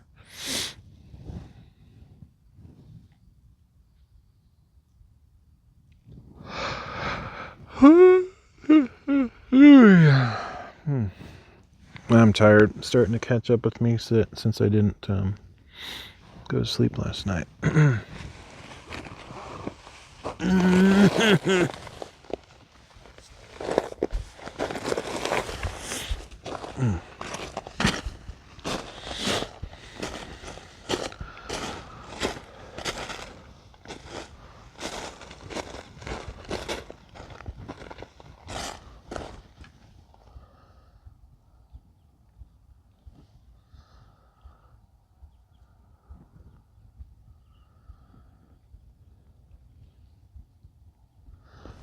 Whew, just gotta chill.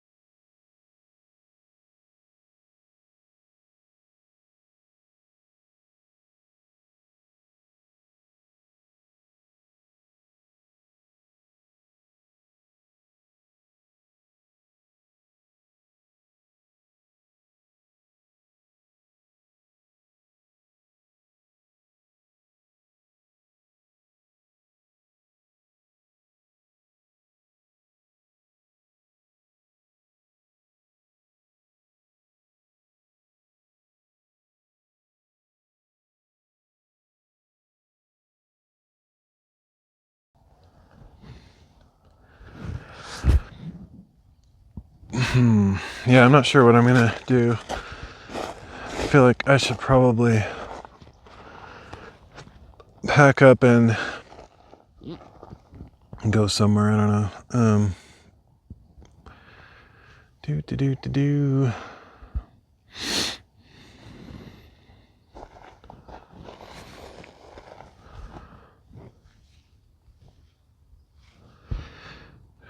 I mean, I could try going over there. I actually think there's a. I mean, I'm not totally sure, but I know of one cell tower. I think it's kind of over this way.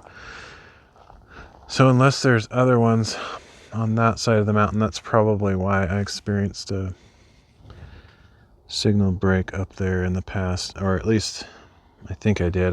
My memory might not be quite accurate, but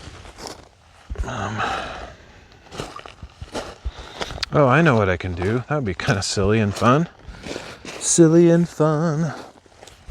I brought this just in case I want to use it, but I also thought it'd be kind of funny to do a unboxing stream out in nature. Not too often you get that kind of content. Not that it's necessarily interesting, but it's kind of funny. So this is the microphone that I bought for like the second one. I already have one like this, but it's like better, This is like the cheap basic version that was only like $20. And I bought it so that I could use my second phone for like YouTube shorts, or it's also kind of a backup if something happens to my other one. But so anyway, I'm just gonna do a quick unbagging, unboxing, whatever. But yeah, well, I guess I can say after I get this goofy bag off of there.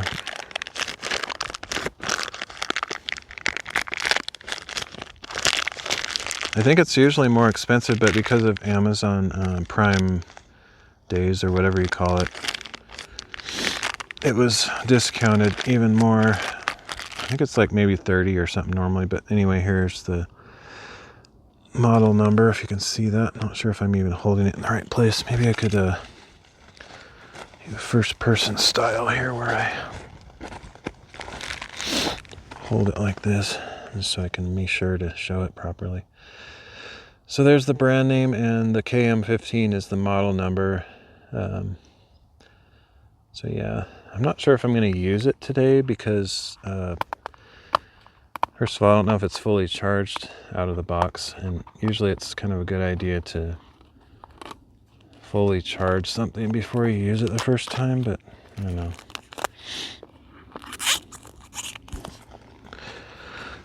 Maybe I could read the instructions and see if it says anything about that. Maybe, I don't know.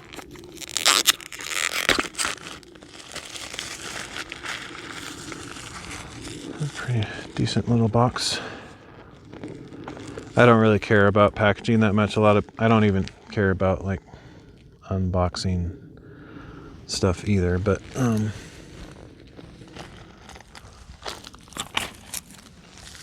some people are like all impressed about the packaging. Honestly, like if it's going to make the product more expensive or something, I'd rather have it just be in a really terrible box. It is kind of fun to see fancy boxes, but it's not important. Okay, how does this open? Okay, it's one of those weird clamshell types, I guess. Got the instructions, one of those dealies. Yeah, it's nice. So it's crazy. Like these are transmitters, so you can have two people wearing these things, and this is the receiver. So you just plug this into the bottom of your phone with the USB-C thing. That's all it needs. It's very simple. And then you can have two people talking at the same time, or you can just have two of them that you use yourself. One of them's like charging while the other one's being used, which is generally what I'll do. I'm not going to have generally I'm not going to have guests on my stream, although there might be some rare circumstances that I might do that. And then it comes with a nice microfiber bag. Anyway, pretty cool. The one I have now is basically the same. Like, I don't even know if you can visually tell much difference. Let me grab it real quick here.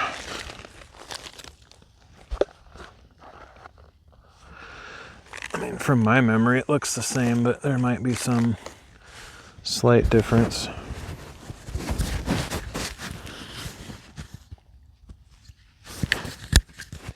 So this is the one I'm currently using.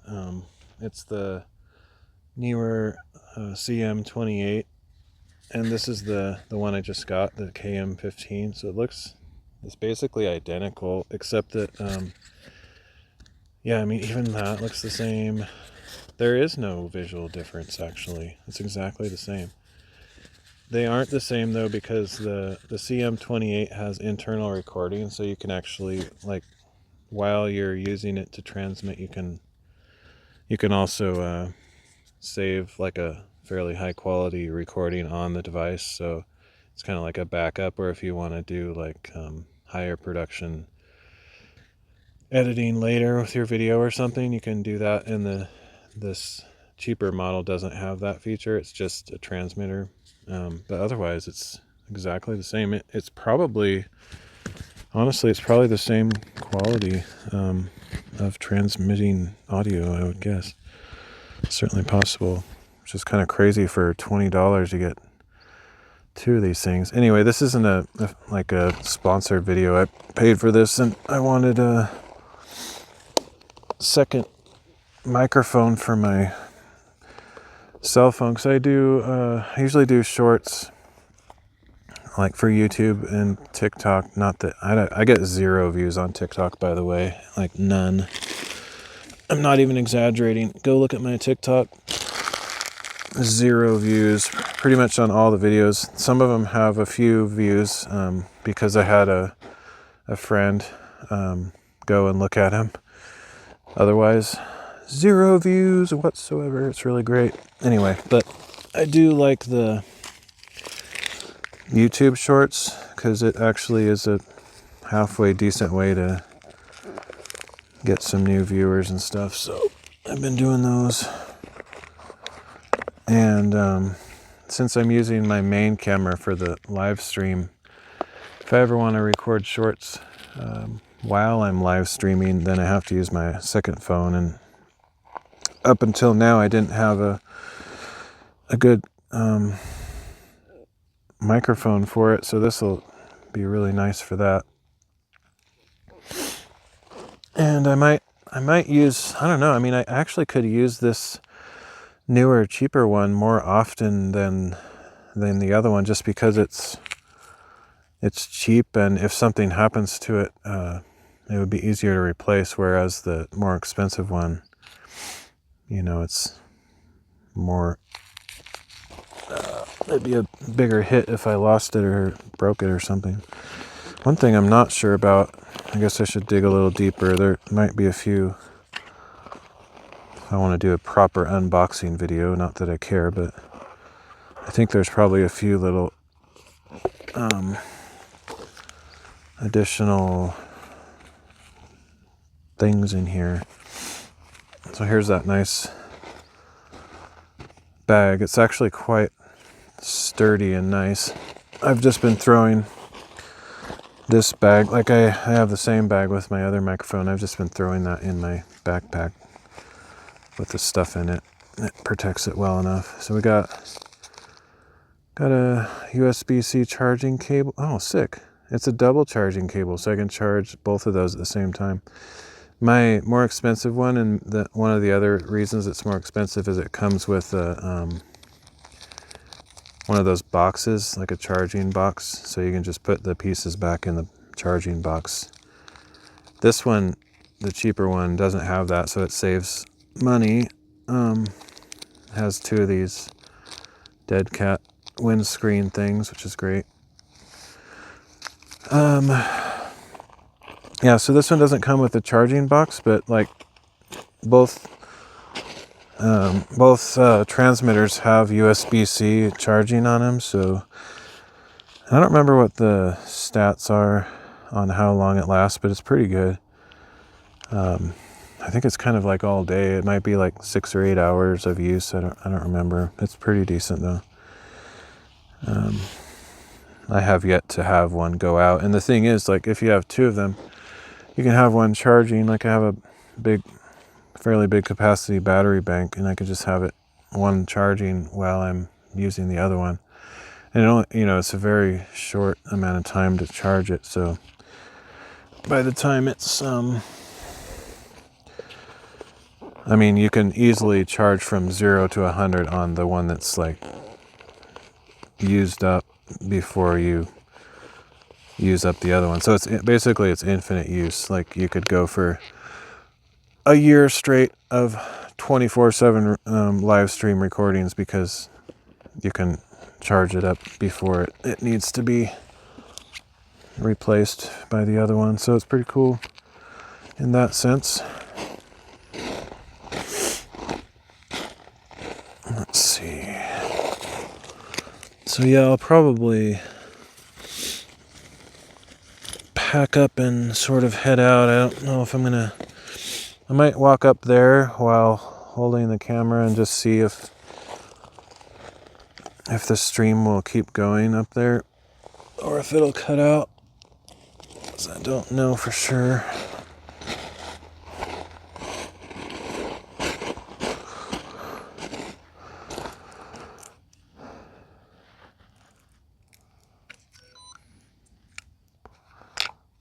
Here's my gimbal again. It's a Insta360 1R. It just has this clamp that goes on the phone, and has a super strong magnet, and just, whoops, and it clamps to that.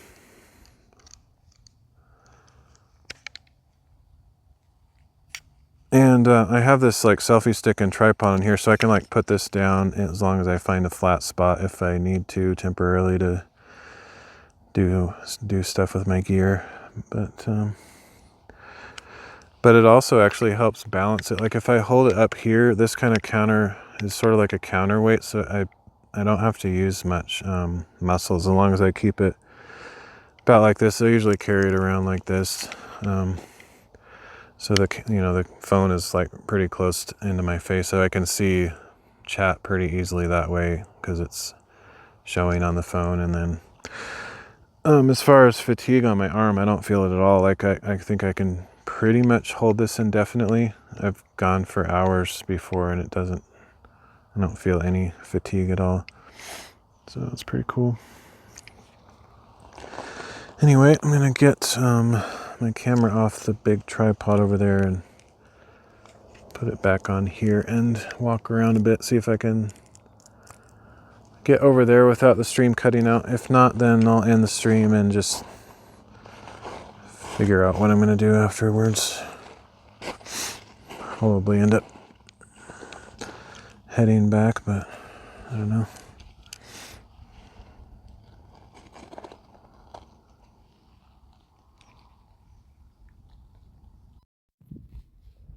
The only thing I don't really like about the receiver on the more expensive one is it's pretty big and it sticks out awkwardly from the phone,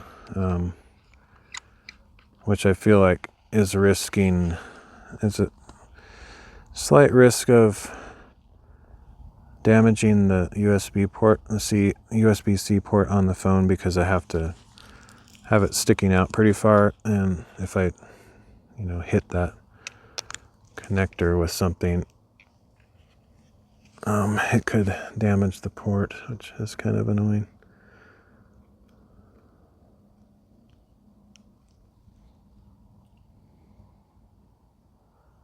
This is cool though.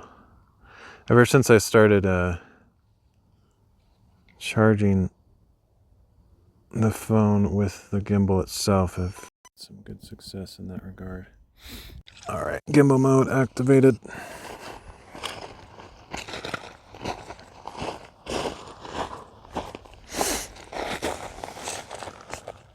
Thankfully it's not too windy, so I don't have to worry about stuff falling over too much. I wish, the only thing I kind of wish is I had the latest version of the Insta360 Flow, which is what this gimbal is called.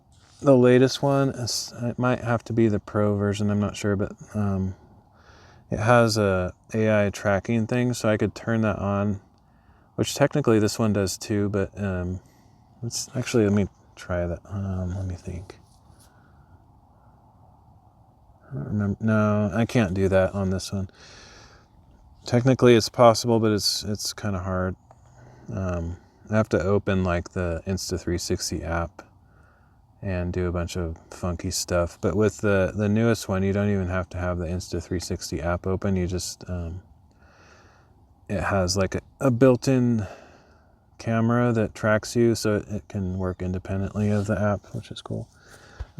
Would be fun, because then I could just like put this down like this, and then I could walk around and it would like follow me and stuff, which would be pretty sick. But anyway, maybe someday I'll be able to get that one as an upgrade. But for now, this does everything I need it to.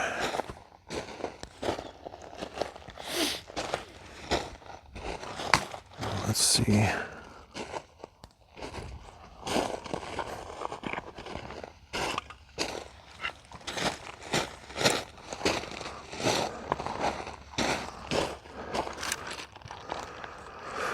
I wish I was a I don't know, I kind of wish I was a bigger channel so I could get like, you know, free products for review or just get a sponsor or something, but I'm like nobody, so I'll never have those kind of opportunities. But it'd be pretty cool because I can't afford stuff, I can't afford to buy stuff, so it would be pretty nice. But then I wouldn't like the social pressure and ethical debate about, you know, I don't know, when you get those sponsors and stuff, you feel like obligated to give the product a good review, or some companies might require to see your review before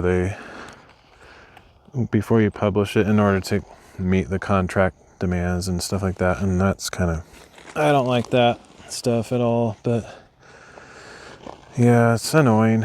Content creation's annoying because you either have to be like super ethical about it and just, I guess if you're a big enough content creator, have enough followers and all that stuff, you can do whatever you want and nobody's going to tell you what to do if they want. You know, they'd just be lucky to have their product on your channel if you're that big of a deal. But that's, man, I don't want to be a big content creator, so basically I'm stuck being small and I'll never get like sponsors or free stuff, and that's fine. I just have to pay for everything and then I can give honest reviews. But I don't even really care about giving your reviews except that it's just, you know, additional something to talk about.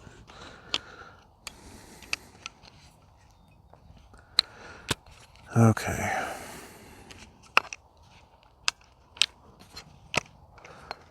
I definitely don't want to like become a channel that's like all about products and stuff, though. That's not my style. That would suck. It would suck to have to compromise. Like, that's kind of what you'd have to do to be a full-time creator or streamer or whatever.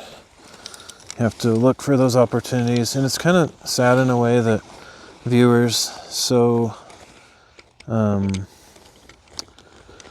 what's the word, condemn that kind of stuff. Like, they always complain to the content creators like, oh, you're just a sellout or whatever, but in reality that's the only way they can keep doing what they're doing, because it's not like the viewers are paying them, you know, significant amount, and usually not at all, really. Like, Patreon is one way to go, but most content creators don't make enough from Patreon to support themselves. Okay, let's see. But I keep it easy in the sense that, like, I'm not trying to make money, but it's kind of like one of those things that I think most streamers and video producers, content creators, whatever, YouTubers, they'd like to do. You know, it'd be nice to quit your day job and go full-time as a creator, but man, it's hard, and almost everybody eventually burns out, or it dries up, because like you can only produce so much content in a particular genre before people just get sick of it. You know, it's not gonna keep you employed for 40 years. People are just gonna get tired of it and move on to something else.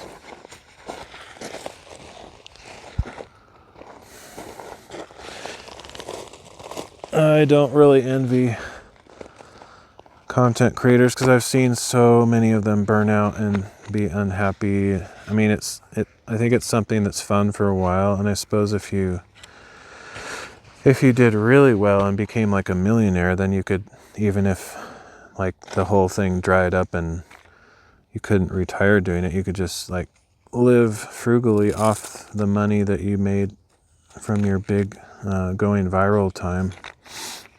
I think that's what I would do, is if I somehow got popular and made a bunch of money off of content creation, I would just be like, okay, I gotta save all this money because this is only gonna last like a year or something, and then it's all over.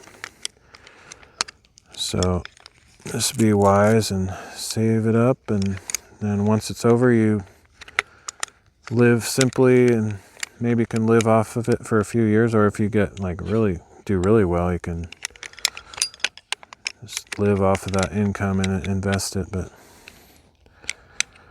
that's all like just completely unrealistic in my opinion to even think about that stuff. It's more just, if it happened, that's probably what I would try to do, and I would recommend others do that as well. But everybody has their own ideas of what they want to do, so.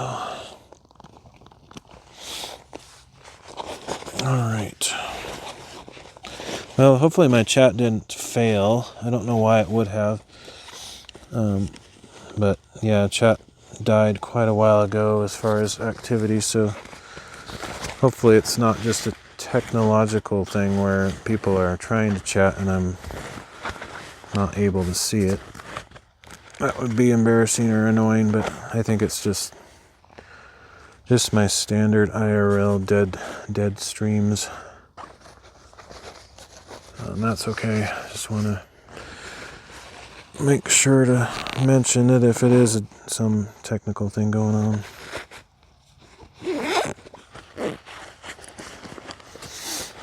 Let's see. I think that's it. I just have to get my backpack on, and I guess I could check. I have one way to check the chat. That's super unlikely though. I need to charge this phone too.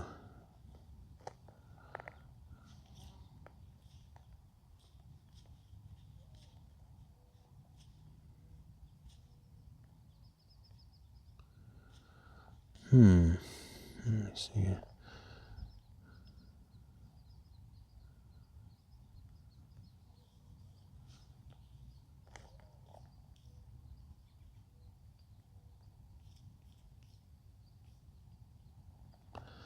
No, I think it's good. I think it's good, as far as I can tell. Yep, I think we're fine. Looks like it's working.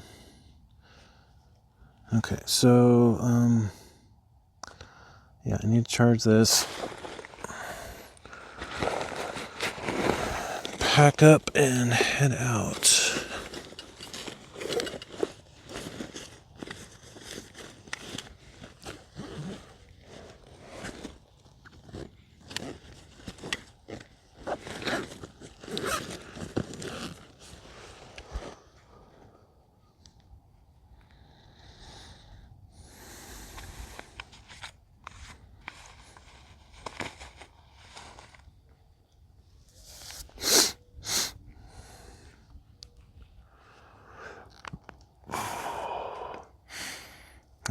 Become kind of immune, or what's the word? Acclimated, immune, I don't know, to the smoke smell. I don't smell it at all, but it's clearly like right, looking from there to here, it probably looks pretty clean, but like if I turn the camera around, you'll see how it's pretty bad. And I'm sure it's getting all in my lungs and everything. Okay, so I need one more cord for that gimbal thingy.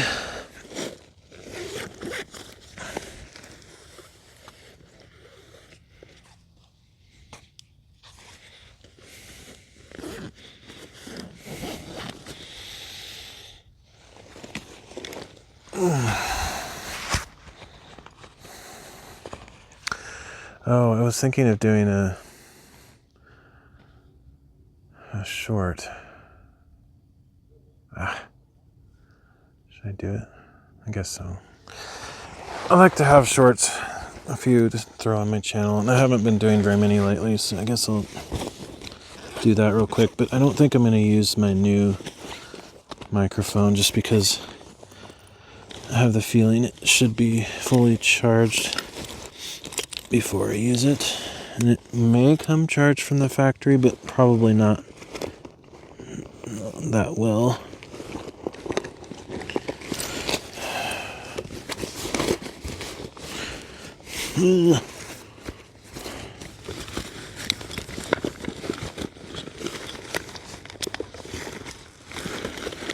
It's so annoying. I hate trying to find stuff in here.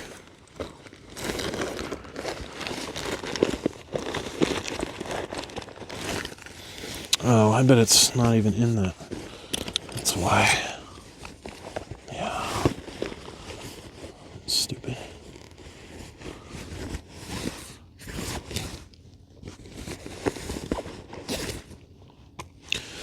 Use my old lapel mic, which works okay. It's good enough.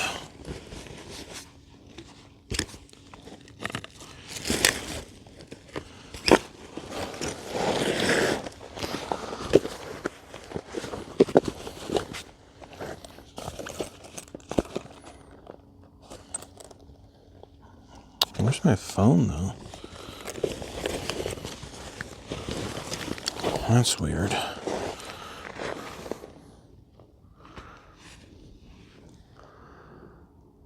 Must be over there.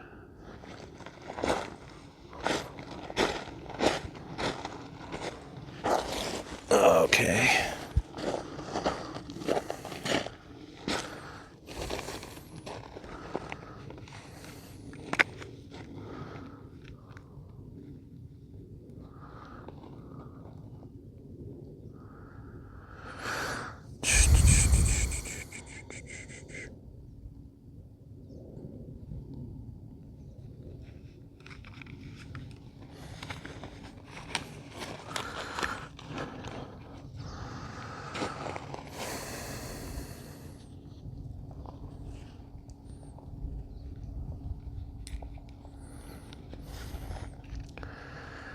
Alright, is that everything I need? I think so.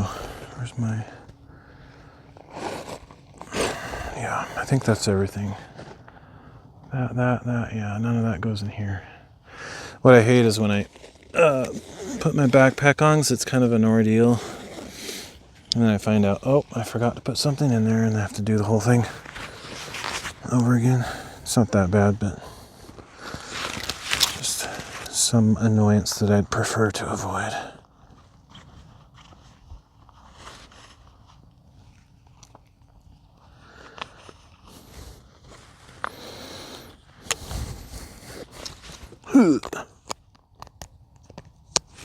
Oh, actually, speaking of annoying stuff, I should put this microphone on before I do any of that. Okay.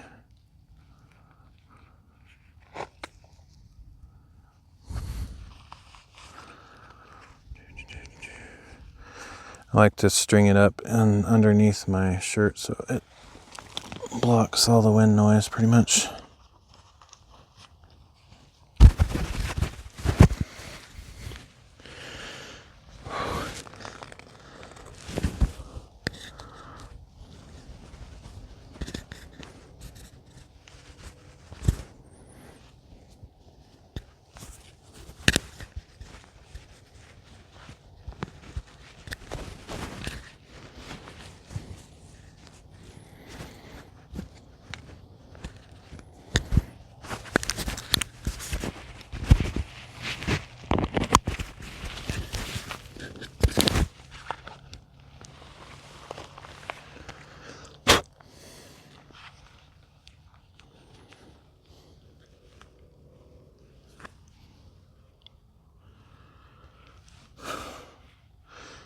The only issue or the weakness of this setup is I don't have a second gimbal or whatever for stabilization, but most of the time if I'm just holding it and just kind of, it's good enough.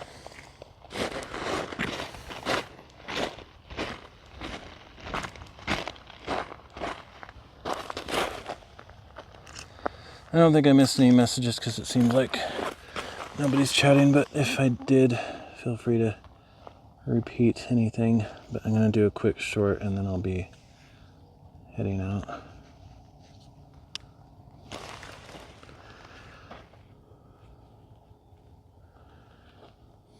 Okay.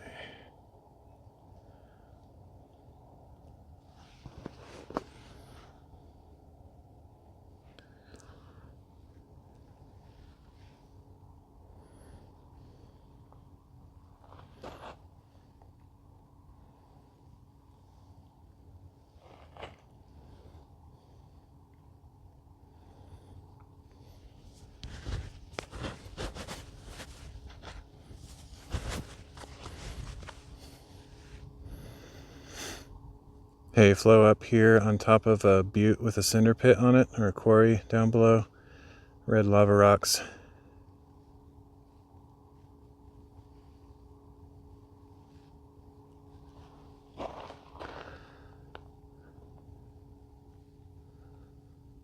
Unfortunately, somewhere around here, I don't know, I think it's hundreds of miles away, but there's a pretty bad wildfire and the smoke has blown in. So it's pretty nasty breathing all this stuff in, but I didn't want to keep it from getting me out today. So I'm just grinning and bearing it, but I'm having a good time. It's always good to get out.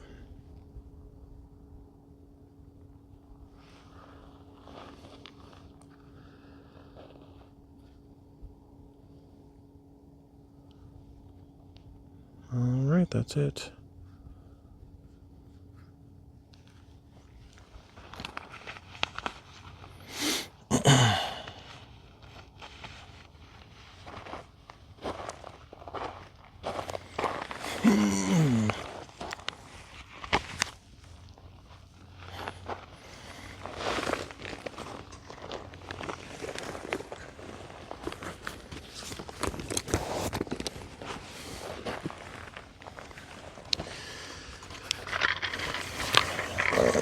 I'm guessing and predicting that the signal will suck up here where I'm about to go. I mean, I can definitely keep streaming for a little while.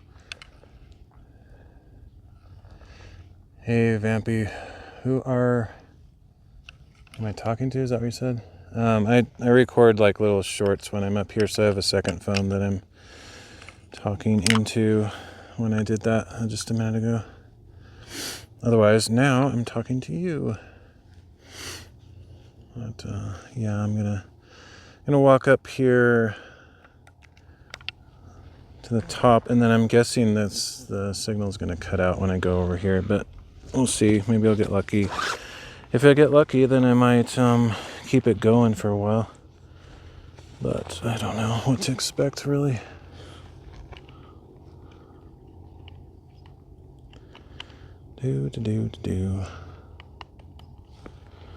Can't even see where my battery is.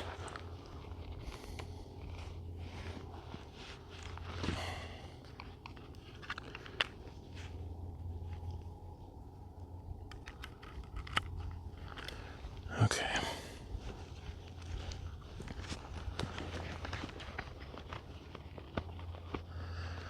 I wish there was some technology that allowed me to use the same camera that I'm streaming with for like recording shorts, because it's annoying to have to like use two devices at the same time, but yeah, whatever, it is what it is. Okay, so I'm gonna head up here, and I don't really have any high hopes for the cell signal to continue once I get up on the top.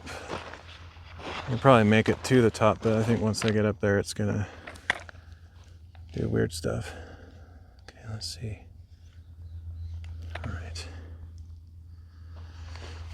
I mean, I think it'll cut out once I get up there. Most likely.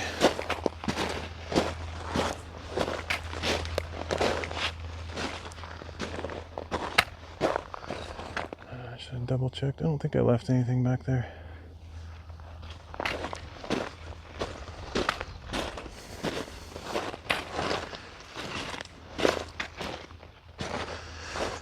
So I've learned a little bit since some of my earlier live streams. I don't even, maybe a few months ago even, I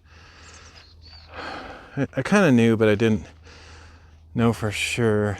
Like, so these areas are called cinder pits, which I didn't realize before, but cinder pit actually just means quarry, I think. Like when I looked it up online, like cinder pit, you just look it up and it basically talks like it's a quarry. So they're kind of interchangeable terms essentially, except that I think it means like a volcanic quarry or something. It's basically like a place where man has excavated rocks for whatever reason. It could be a bunch of different reasons, but I always wondered if some of these were somewhat natural, like the volcano just had like a crater that spilled out off the side or something, and then people took advantage of that and further excavated it. But I think if it's like this, it's pretty much not natural. It's all excavated for whatever resources they're looking for. Generally the lava rock, but there could also be some kind of mineral deposits they're looking for. I don't know. I don't know a whole lot about that stuff, but I guess my assumption now generally is that if I see something that I would describe as a cinder pit where it's like exposed, broken up lava rock, it's most likely it's been excavated. Alright, so this is like the top up here. I think the official summit, somewhere around here. And I'm gonna push through these bushes and go back that way, but I'm pretty sure it's gonna kill the stream. But if not, then I'll keep going. If it does kill the stream, I'll probably, if it, like the signal gets kind of weak, I'll probably end it myself and then call it good. But what I was thinking about though is if there's still a signal back here, I might actually do another Bible reading back here, because it would be another angle that I haven't covered yet. But I kind of doubt that's going to happen.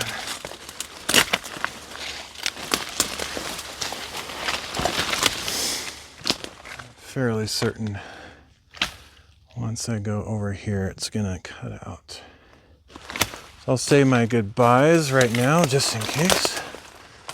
But we'll see what happens.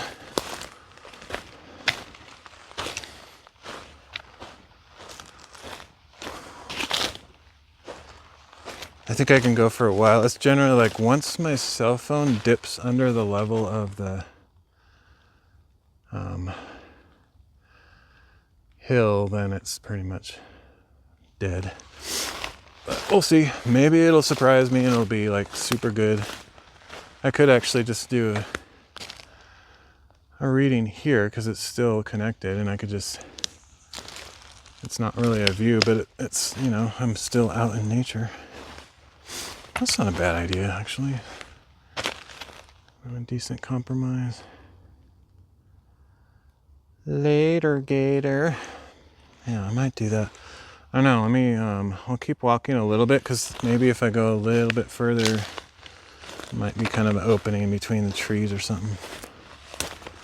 I would like to get one more Bible reading in today, because then I'd be kind of a few days ahead.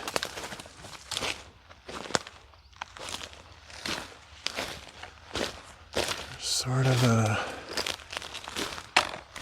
possible clearing over here. So far it's still holding up strong.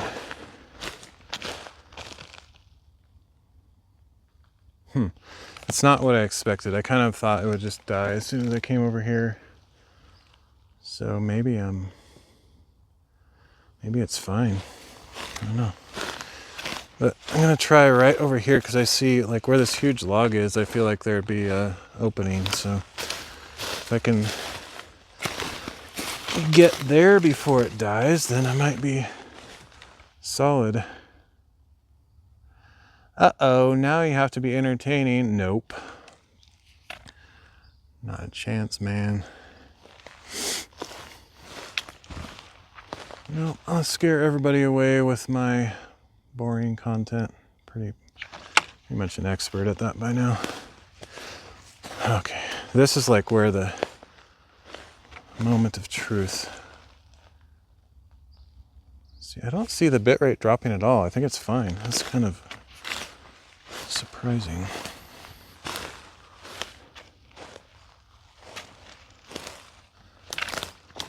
It's not really an opening though. I was kind of hoping for like a clearing where I could see out. But honestly, with this much smoke going on, even if there is an opening, I'm not gonna be able to see anything probably. And there is not really an opening here. I thought maybe there was, but I'm gonna keep going over this way, I guess. I'll just go as far as I can, man. It'd be kind of crazy if I could just go forever until the end of this mountain.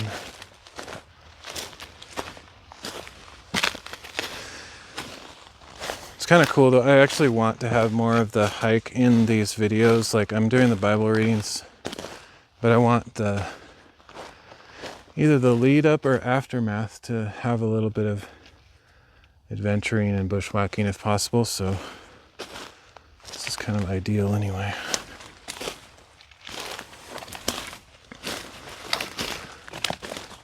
It'll make for a pretty long live stream.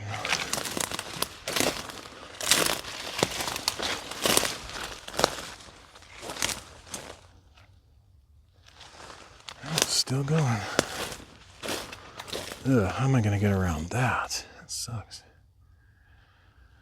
I was doing fine till that tree just decided to bend over.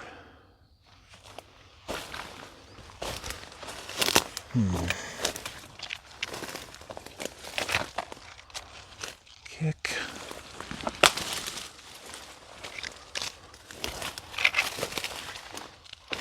Duck.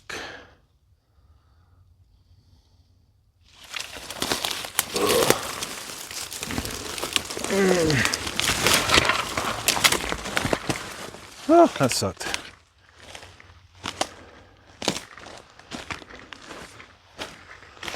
Alright, now I'm in a clearing. This is insane. I can't believe this bitrate is still good after all that. This is surprising.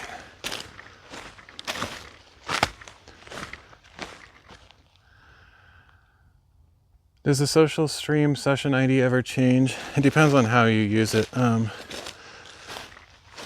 You can assign your own, which is what I do. If you just load the social stream app or plugin, browser plugin, just by default it assigns a random ID, but you can override that whenever you want.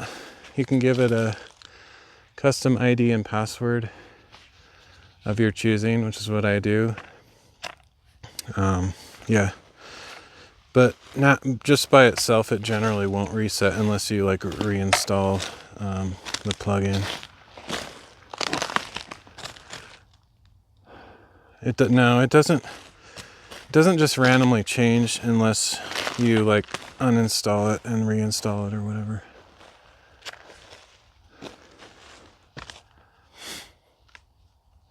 But yeah, like I use a custom one.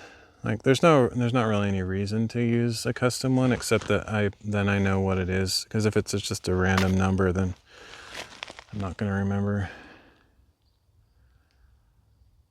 Gotcha, I figured out how I can just integrate it into my chat. Nice, that's cool.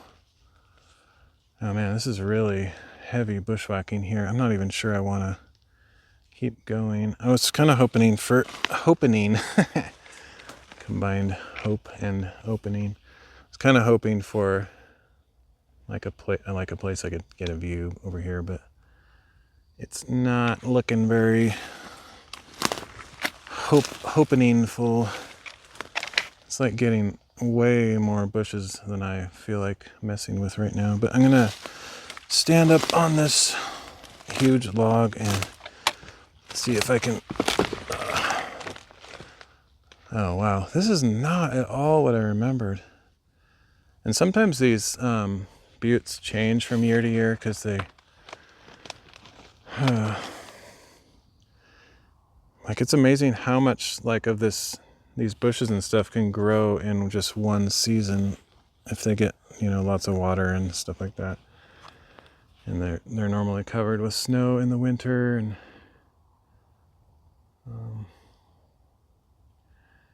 yeah, but my memory of this place is that I walked all the way down this ridge, but maybe I didn't. Maybe I just came to like right here and then turned around, went back. That would probably make more sense. So, since I've concluded that I cannot continue really, I think I might actually, funny enough, maybe sit on this log and do one more Bible reading. If the signal is actually going to be sustained right here, that would be an interesting spot. It's kind of different. Not every spot should be a view, because then they'd all look the same and be like, didn't I see this already? But it's something different like this. That's kind of cool, actually. So we'll just do that. If everything works, may as well. That's cool. I don't know. I don't know if you're still here, Vampy, but I wonder how that works. The annoying thing, the advantage of your chat thing is that it doesn't have to have all the browser windows open, like the pop-out chats and stuff.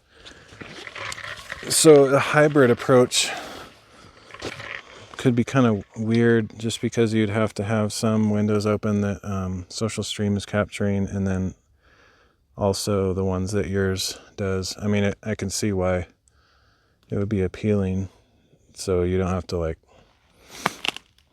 write the code for every single platform like Social Stream has, but at the same time, yeah, exactly. But the hybrid approach will add support for platforms that I don't support yet. Yeah, till I implement them. Yeah, it makes sense.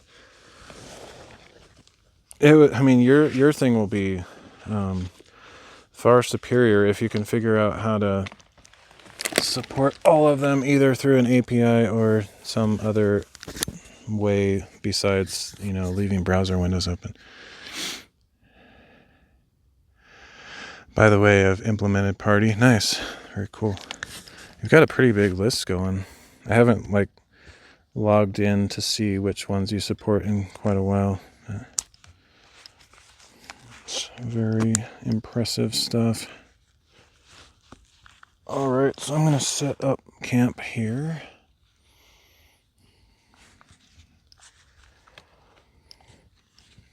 I think Social Stream, the Steve guy's sort of doing a little bit with APIs now. Like, it's in the past, it's always just been through screen scraping and stuff. But I think some of the platforms that have a API, he's done a little bit with, but nothing to the extent like what you've done, as far as I know. Oh shoot, I lost the magnet. Oh, there it is. Good.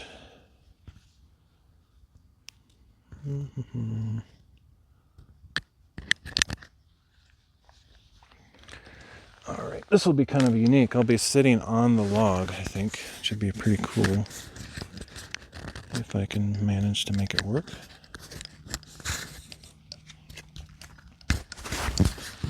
Set this down for a second.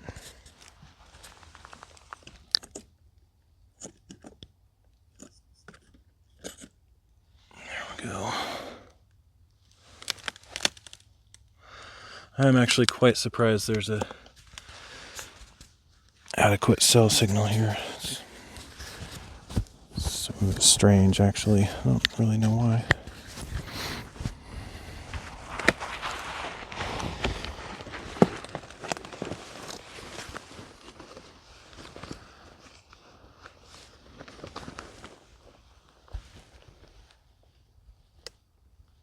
Let's see.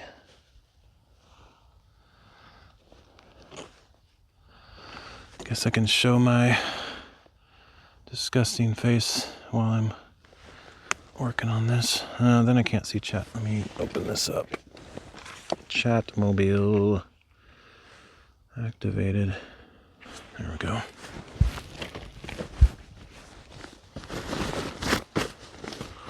Oh boy, I forgot to close my backpack. I've done that a number of times, and I always wonder if something fell out while I was doing that. Okay. Alright, we're actually going to sit on this log, I think. This will take a million years to get ready, but hopefully once I'm up.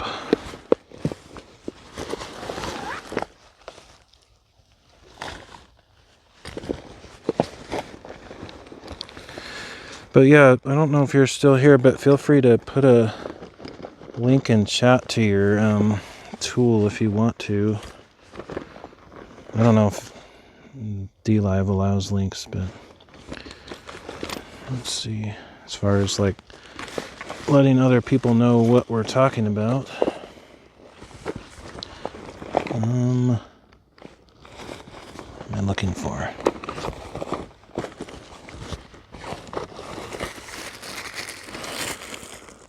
Joiner.live. Is that what it's always been? Joiner? Just Joiner? I was thinking it was like more than that.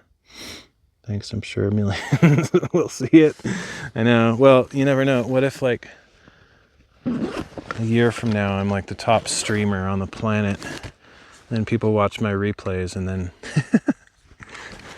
I love the sarcasm though. Like that's the kind of stuff I like. Like most people are just buttery, like, you know, just what's the word? They butter you up, they flatter you, like they just say stuff that in my opinion is just not true. Like, oh, you're gonna succeed. It's like, no, I'm not. I'd rather hear that kind of sarcasm. It used to be pppoopoo.com. No, I mean, or club or whatever. Yeah, I knew that. That was a long time ago. I was thinking wasn't it Live Joiner? I thought it was Live Joiner. Like livejoiner.com or livejoiner something. Did you change the domain? Joiner.live is more concise, I guess.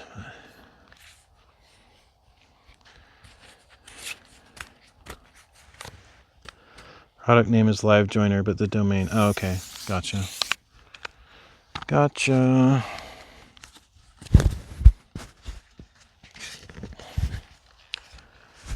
Alright, I don't know if I'm going to be able to stand this up properly, but we're going to try.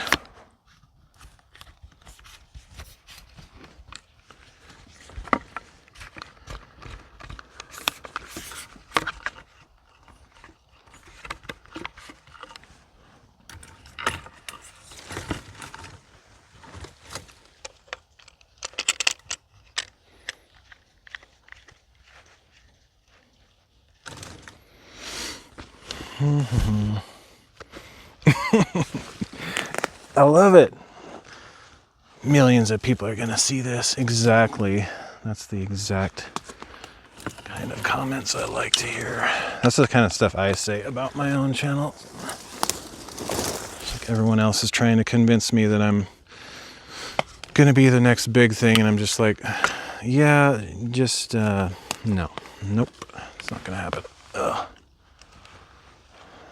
Can't stand the flattery, if I'm being honest, but I do appreciate the spirit that's behind it. People just care. They want to see me encouraged and blah, blah, blah. But reality, I'm not going anywhere. I mean, I'm not going to be a success. Okay. And we all know it. We all know that that's the case.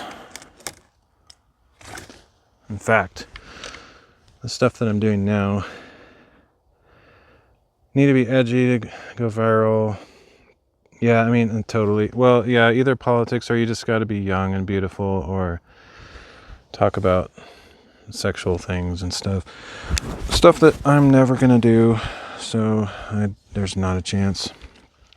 The only way I'd go viral or become a sensation of some sort is if a bunch of old people that don't even know how to use the internet would find me and enjoy listening to Bible readings out in nature, and the chances of that happening are basically zero. So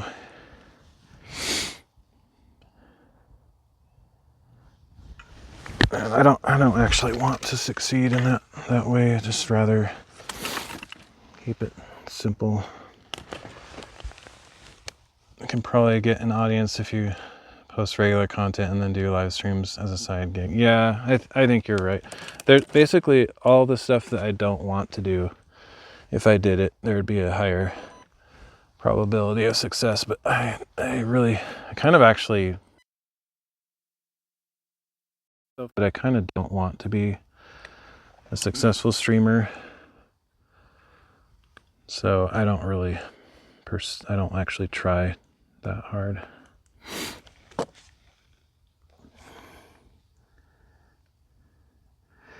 Might get viewers if you make short videos of your crafting and post that on TikTok. Yeah, that's actually a very good idea.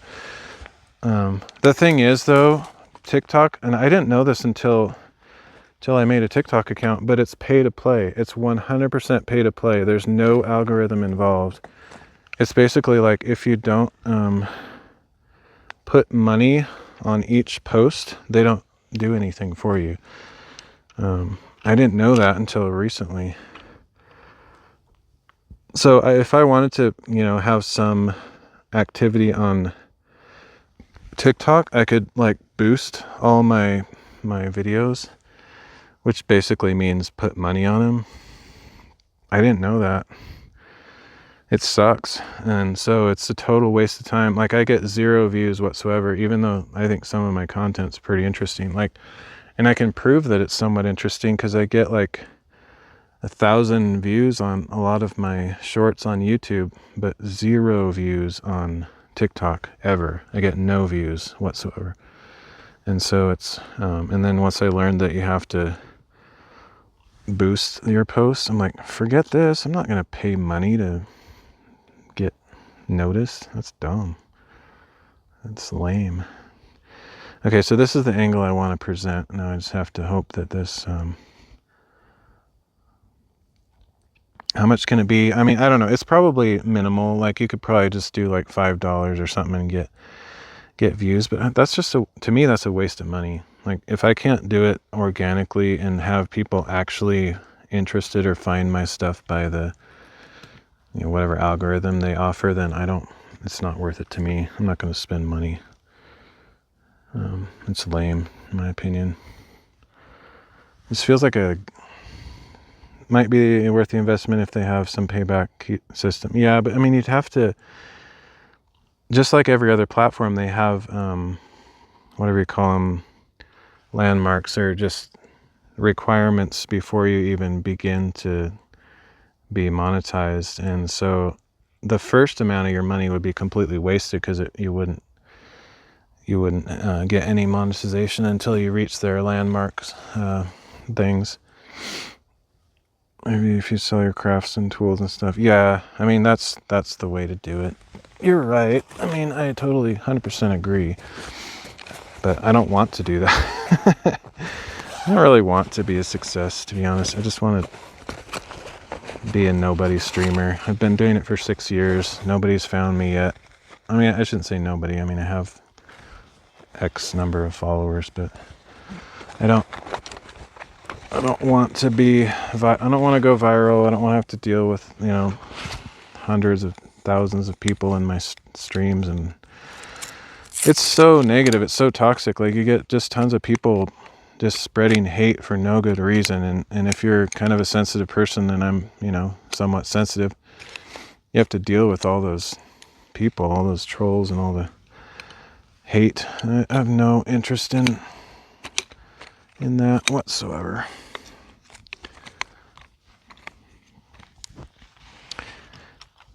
I mean, I know how to deal with trolls, but like, we're talking like, if you have thousands of super negative comments all the time, that would just get really discouraging. Unfortunately, the internet is full of not so well trained humans. You know, they just don't have any social skills, and they just know how to say mean things. That's all they know. Okay, almost ready. Cross that bridge when you get there. Yeah, it's not going to happen though, unless I do like some of the things you're talking about, where I purposely attempt to succeed, which I historically haven't really done. In my first year or so, I kind of had it in mind to like give it a good, honest effort and see what happens, but I quickly kind of gave up on it. Just decided it wasn't for me, and I'll do it just to enjoy it, and that's been working for me so far. And then once I get sick of it, I'll just do something else, skip it, you know. All right, now I have to somehow get off of this without my tripod falling over, which will be practically a miracle. Let's just throw this over there. I hope it doesn't break. That was perfect, actually. That's not even possible. Like the leg literally stuck in the crack. That's why it's like sitting like that. That's so unlikely. That's awesome. Okay, now I need to get down. Oh man, this sucks. I feel like I'm gonna knock the tripod over. Okay, genius solution. Pick up tripod, walk around it. Okay, actually using my brain a little bit.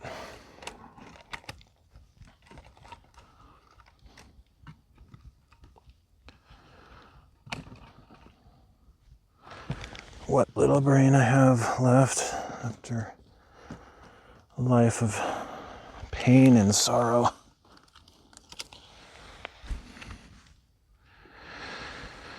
Okay, I don't know if that's still pointing in a good direction though, now that I moved it and I can't see what it looks like. Oh,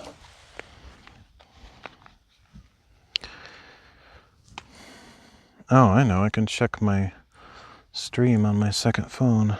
Genius. I should get my... need to get my battery set up here.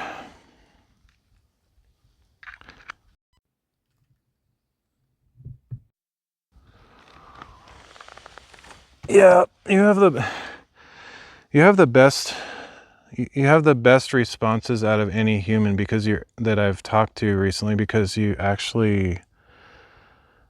honest. Like a lot of people, maybe they don't realize they're not being honest, or they're just trying to be optimistic or something, but like you're actually saying stuff that makes sense.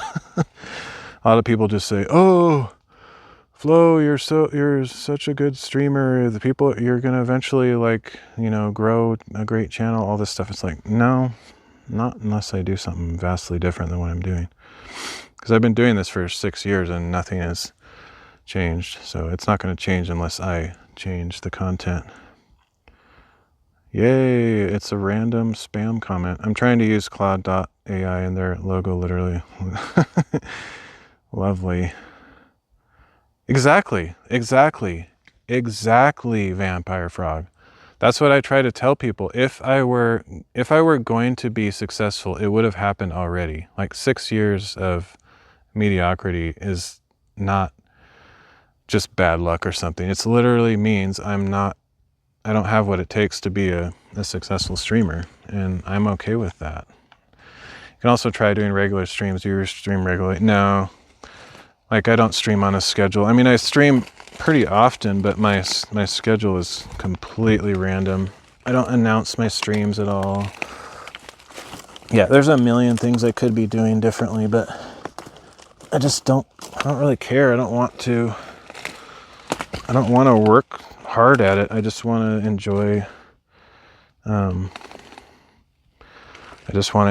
what I'm doing. And I used to do that thing. I used to befriend other streamers. Like back in the day, I was like one of the biggest supporters of other streamers, and I donated and hosted and all that community stuff. But then I started realizing it's just like one-sided and very empty, and it felt kind of depressing. People liked me just because I was, supporting them. It wasn't like a true friendship. Like once I stopped donating and watching all their streams and hyping up in chat and creating lemon trains and all this stuff, like once I stopped doing that, like everybody forgot who I was. And so it was just a fake friend kind of thing. And I felt like, this is dumb, man. I'm smarter than that. I know what one-sided friendships are like. So stop doing that. Yeah, I'm single. Why, are you looking for a boyfriend? Just kidding. Okay, so yeah. All right. Oh shoot, I have to like go all the way over there and let's see. I need to check my stream though. I can't be sure what the angle looks like here. Oh man, I can't log in with that. Sorry, I'll miss some messages for a minute. I want to check my angle here. See, make sure I'm happy with it.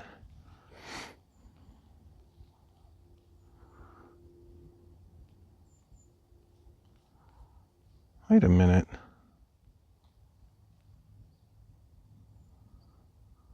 What? Oh, for a second it showed me offline. I guess that's fine. It's not perfect, but it's good enough.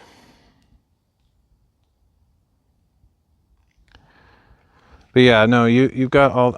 I also know all those same things, and I tell people that all the time. But then they just say like, "Oh no, you're gonna do fine, whatever." Blah blah blah. It's so annoying.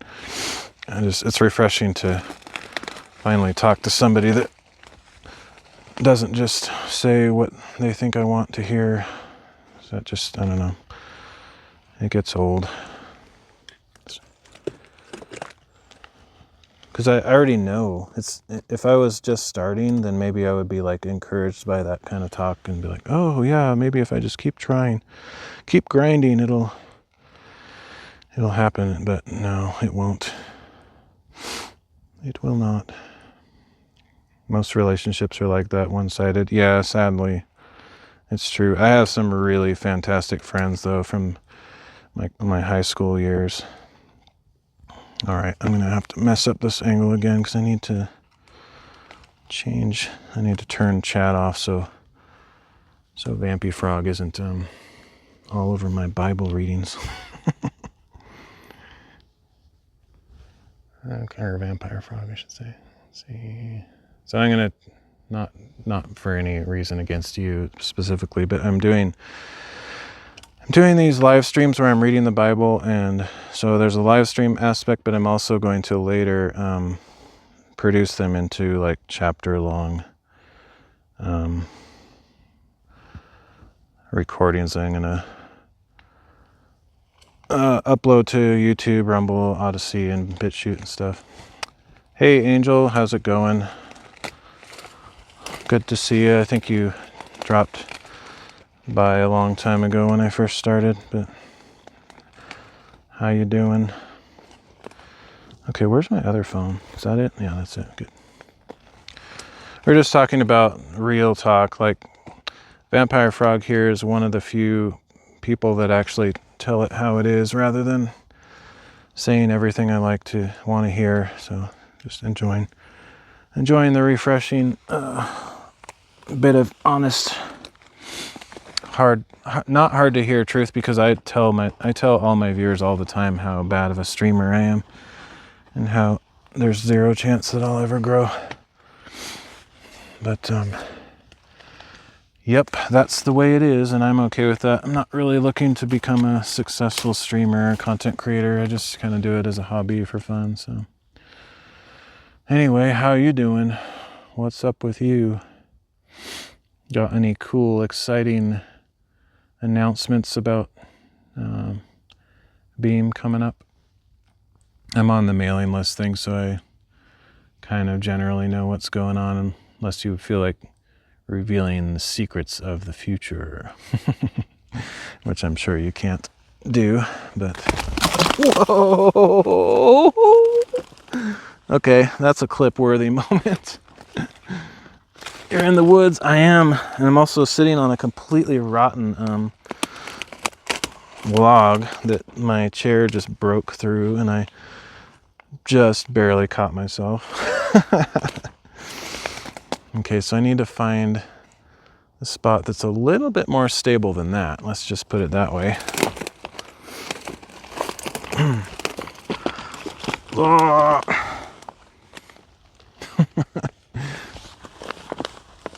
Oh, I'm glad I didn't fall over though. Have a few exciting announcements coming soon. Nice. Noise. Very cool. Yeah, Beam, I'm not a brown noser, like, I'm not saying things just because you're here. I'm actually pretty honest, and I'm kind of not rude, but I'm trying to be friendly, but I'm not saying these things just because you're here and I'm trying to make you happy. But Beam is actually one of the platforms I really hope that succeeds, because I've been doing this for 6 years and I've seen a lot of platforms come and go. One of my other favorites was Glimesh. I liked that they were open source, and yeah, it was a cool model, but they died. And oh, what's another one that I liked? Is it Live? I can't remember. It had a really generic name, but it was really cool. Live.stream or something like that. It was super generic sounding, but that one was really cool. But yeah, Beam and Soulbound, I'm kind of hoping will do well right now. Soulbound is interesting because they have a small community of people that really huddle together and make everyone feel welcome.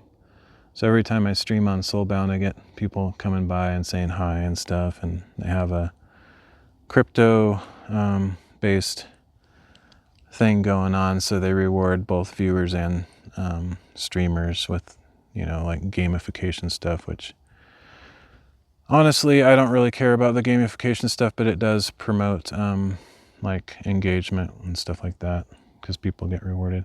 But yeah, Beam is awesome because you got the restream thing going on, unified chat. To be perfectly honest, I don't know how you guys make any money whatsoever with all the stuff that you're offering, but yeah, I hope it works out for you guys. So you got a lot of cool stuff going on. But yeah, I've actually had some trouble with the multi-streaming, and it's probably, I'm guessing, because of how ridiculously far I take that. I'm actually streaming on like 18 platforms. So I don't know if there's like some bandwidth limit, or just some factor where the technology breaks down. But I've tried using Beam multi-stream for these IRL things, and it seems to not be super reliable. So yeah, I actually have an account with Aircast that I'm currently using, because it's also got issues of its own, but it's cheaper than Restream.io, and it supports unlimited destinations. So that's what I'm currently using. And this is going to break again, so I have to really watch myself here. But anyway, this is where I scare you all away. I'm actually out here to do some Bible readings. Not ashamed of it at all, but most people aren't into that, so that's what I'm about to do, just so you know. But yeah, this year I'm trying to read through the whole Bible, and I wanted to do it. I'm wanting to do it mostly or all outdoors. So I'm trying to do like every few chapters in a different location, so I can later like cut these up. And yeah, you should talk. Hey Angel, definitely talk to Vampire Frog. Dude, if he wants a job, you should hire him. He's a really smart developer. He's working on his own restreaming stuff and multi-chat, not that he's looking for a job, but I'm just saying maybe there's some, networking stuff going on there. I've known him for about 5-6 years. He's a very talented developer. Anyway, just to let you know, he'd probably never say that, and he's probably like cringing, like, yeah, shut up. But anyway, updating the mobile soon. Nice. But yeah, anyway, I'm hoping to like have all the chapters of the Bible in various locations, and then I'll like cut them up and make playlists of various books of the Bible and stuff, and just have like an outdoor Bible thing. So anyway, so I'm gonna get ready to read the next reading. So if you're not up for that kind of thing, I won't be offended if you move along. Although a person with the name Angel should be reading the Bible every day. If you know what I mean. But alright, here we go. Hey, look, it's a spam. Oh, and the reason I have Kick, the only platform I have going through Beam right now is Kick, because they're having an issue with Social Stream picking up Kick messages right now, which Social Stream is what I use to compile all these chat platforms, up to 18, 19 platforms. Anyway, Social Stream is having an issue with Kick, so I actually am running Kick through Beam, just so that I can capture the chat through the Beam multi-chat. So yeah, I do a lot of weird hacky stuff like that, and that's probably, I'm assuming that Nelson dude is a Kick spammer, because that's typically where I see those messages. And unfortunately, the Social Stream doesn't pick up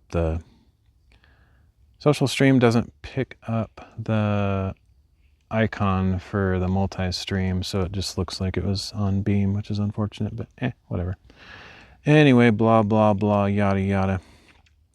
Angel, a spiritual being superior to man in strength and intelligent. Yep. That's what I'm talking about.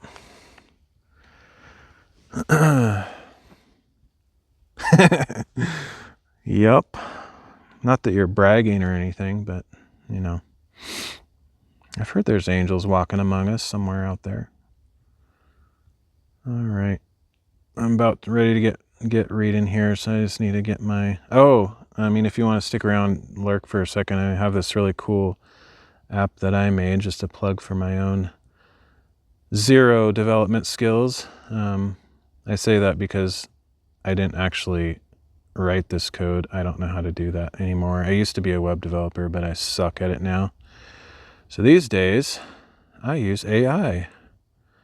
Hooray. So I actually had Google Gemini write this script for me. It's kind of cool, though. I can display the Bible passages on my stream, and I can do it from a distance, which is kind of handy. Once I get this copy and pasted here. Burp, burp, burp, burp, burp, burp, burp.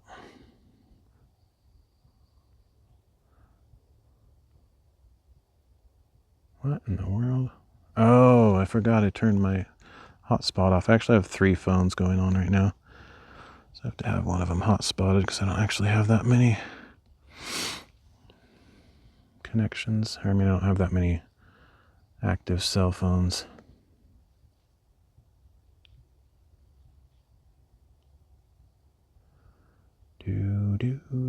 Gotta wait for the Wi-Fi to connect. Come on, man. Enjoy your IRL stream, Vampire. Stay in touch later. All right, cool, man. Thanks for dropping by. All right. Why isn't the connection going? It's weird.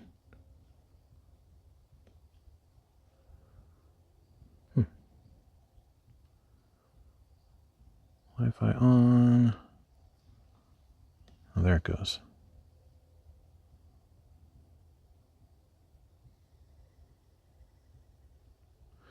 Just took a million years to connect for some reason.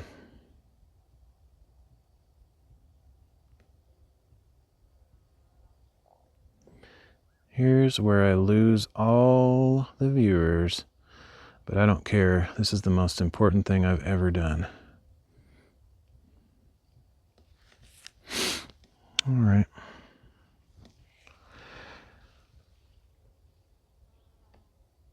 But yeah, I do appreciate dropping by. That means a lot. That as I've said before, that means a lot for a platform's staff to actually take the time to go into streams, because most of them are so big that they don't have a clue who any of the streamers are, nor do they even care.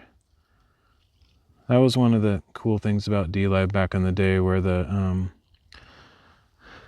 founder and the staff were just like all in the streams like all the time, giving donations and helping and showing support, all that stuff. And yeah, it was an amazing platform back in the day. It's too bad it kind of changed, but oh well.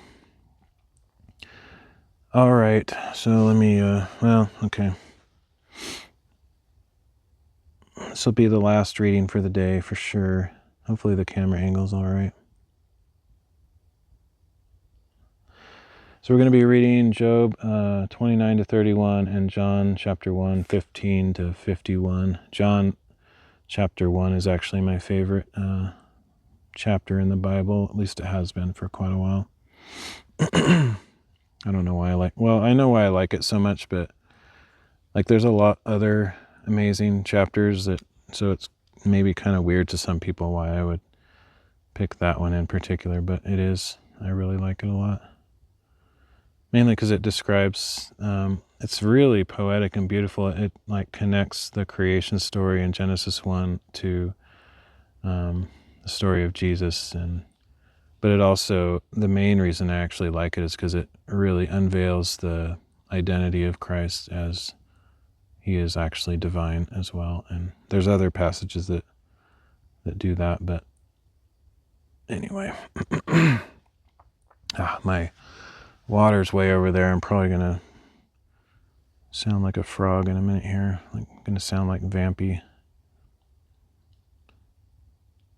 Anyway, so just for those that don't know, I don't check chat while I'm reading, but I take a break between each chapter, so catch up.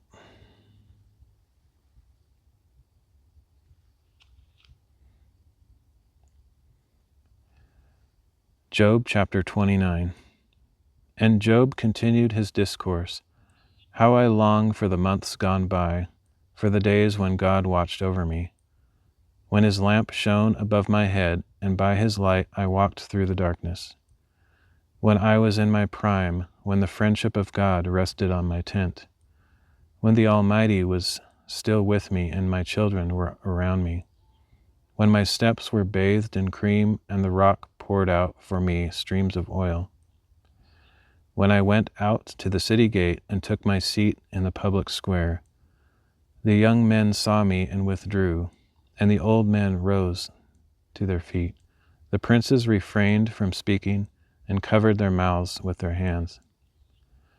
The voices of the nobles were hushed, and their tongues stuck to the roofs of their mouths. For those who heard me called me blessed, and those who saw me commended me, because I rescued the poor who cried out, and the fatherless who had no helper. The dying man blessed me, and I made the widow's heart sing for joy. I put on righteousness, and it clothed me. Justice was my robe and my turban.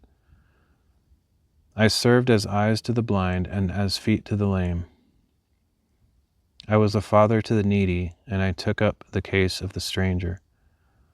I shattered the fangs of the unjust and snatched the prey from his teeth. So I thought, I will die in my nest and multiply my days as the sand. My roots will spread out to the waters, and the dew will rest nightly on my branches. My glory is ever new within me, and my bow is renewed in my hand. Men listen to me with expectation, waiting silently for my counsel. After my words, they spoke no more. My speech settled on them like dew. They waited for me as for rain, and drank in my words like spring showers. If I smiled at them, they did not believe it. The light of my countenance was precious. I chose their course and presided as chief. So I dwelt as a king among his troops, as a comforter of the mourners.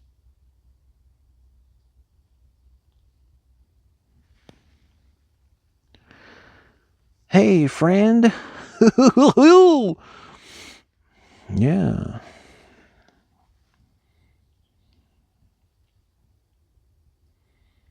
I was just reading a spam comment on Kick that was another one of those Discord spammers. Yay. But at least this one called me friend. Oh man, I feel so special.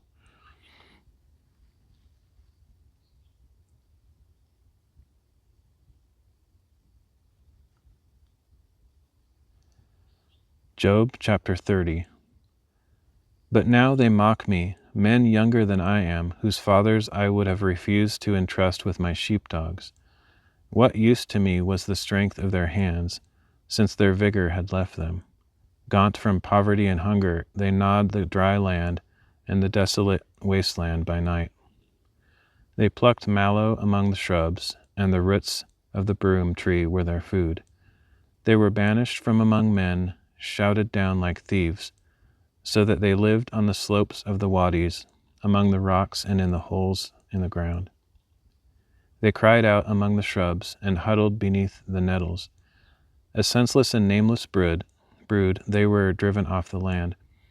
And now they mock me in song. I have become a byword among them. They abhor me and keep far from me. They do not hesitate to spit in my face.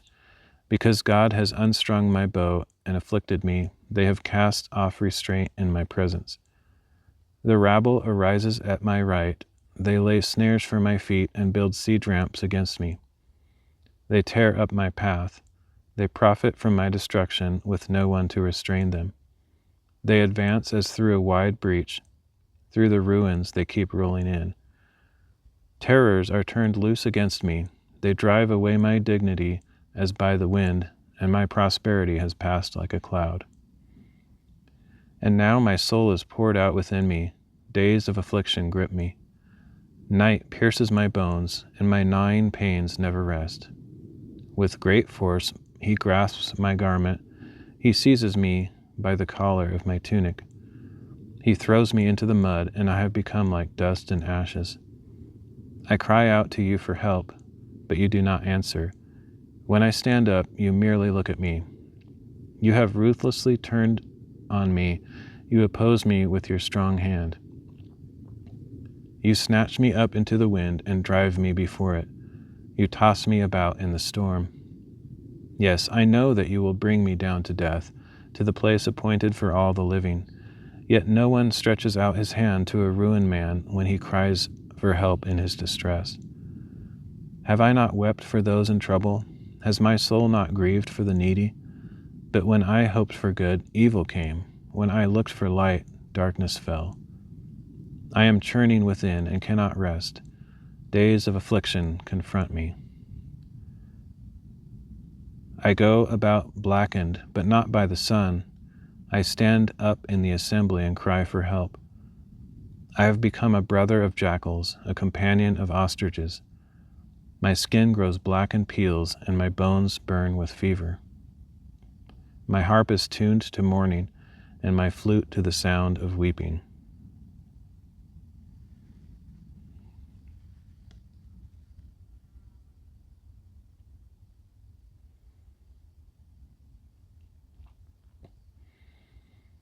Job chapter 31. I have made a covenant with my eyes. How then could I gaze with desire at a virgin? For what is the allotment of God from above, or the heritage from the Almighty on high? Does not disaster come to the unjust, and calamity to the workers of iniquity?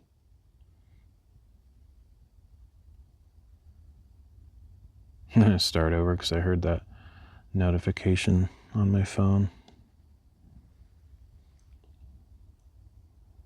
Hopefully it doesn't keep going. It's probably my mom texting, and she often texts in huge batches of constant barrage.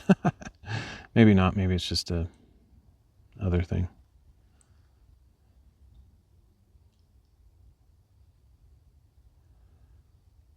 Job chapter 31. I have made a covenant with my eyes.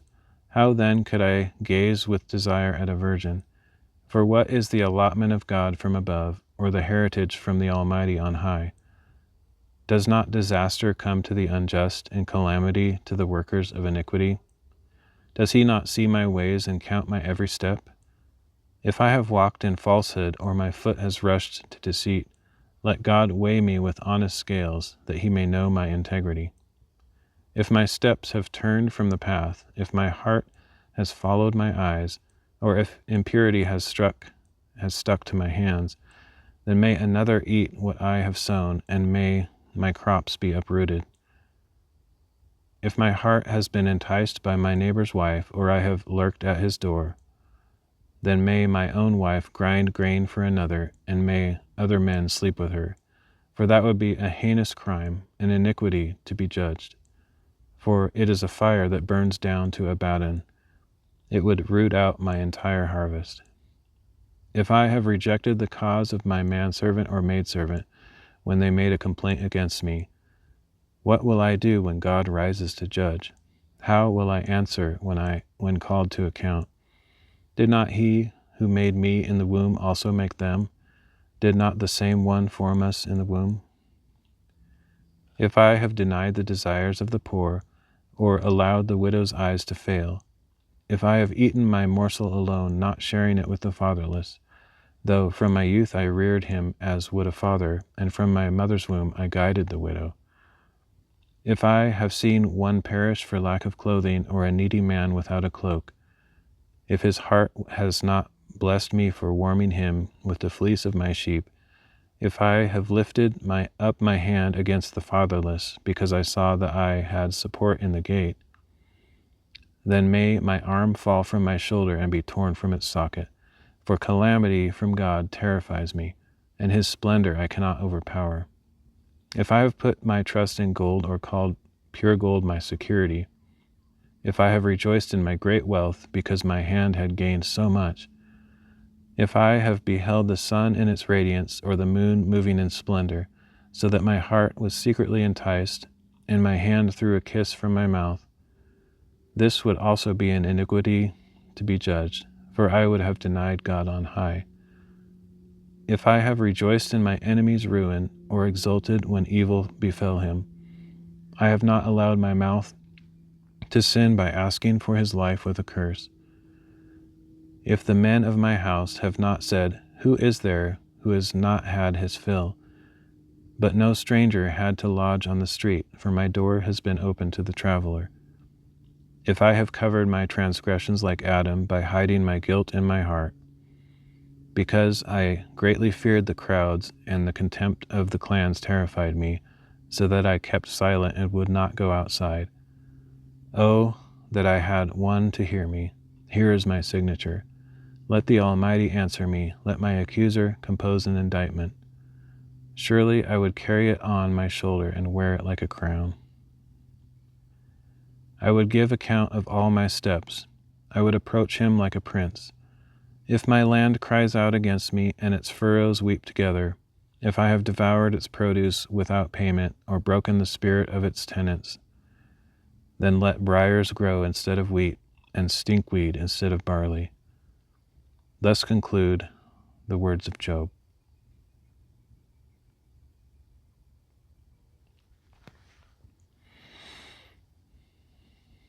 All right.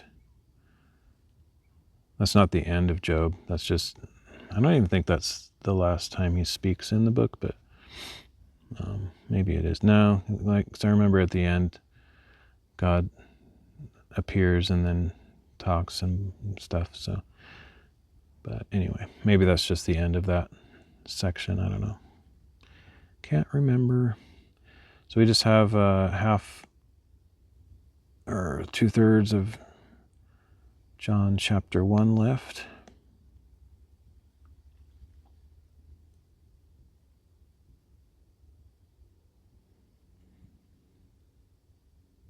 John chapter 1, starting in verse 15.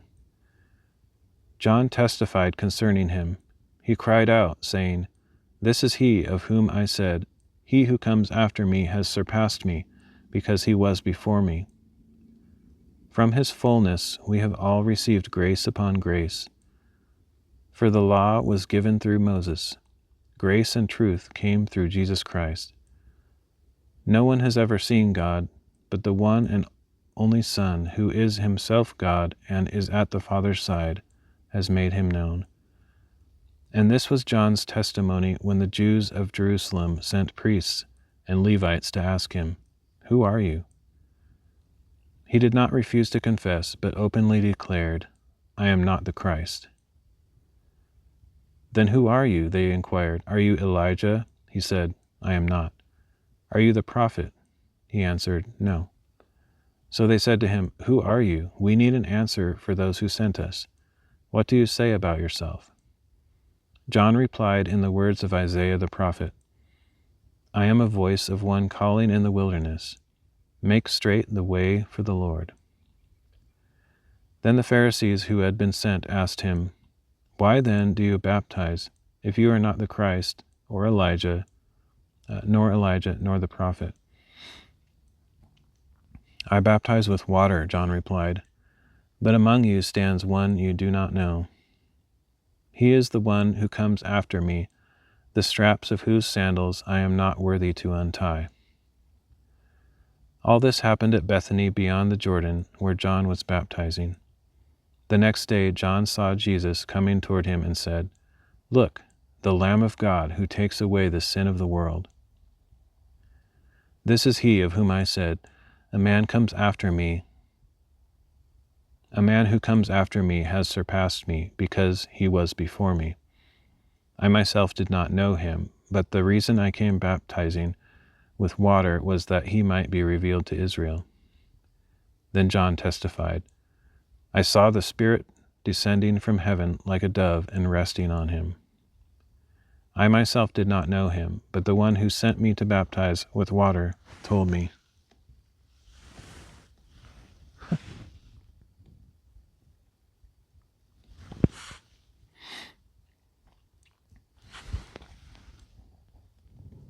I think there was that sounded like a deer to me, or an elk. I don't know. It sounded like a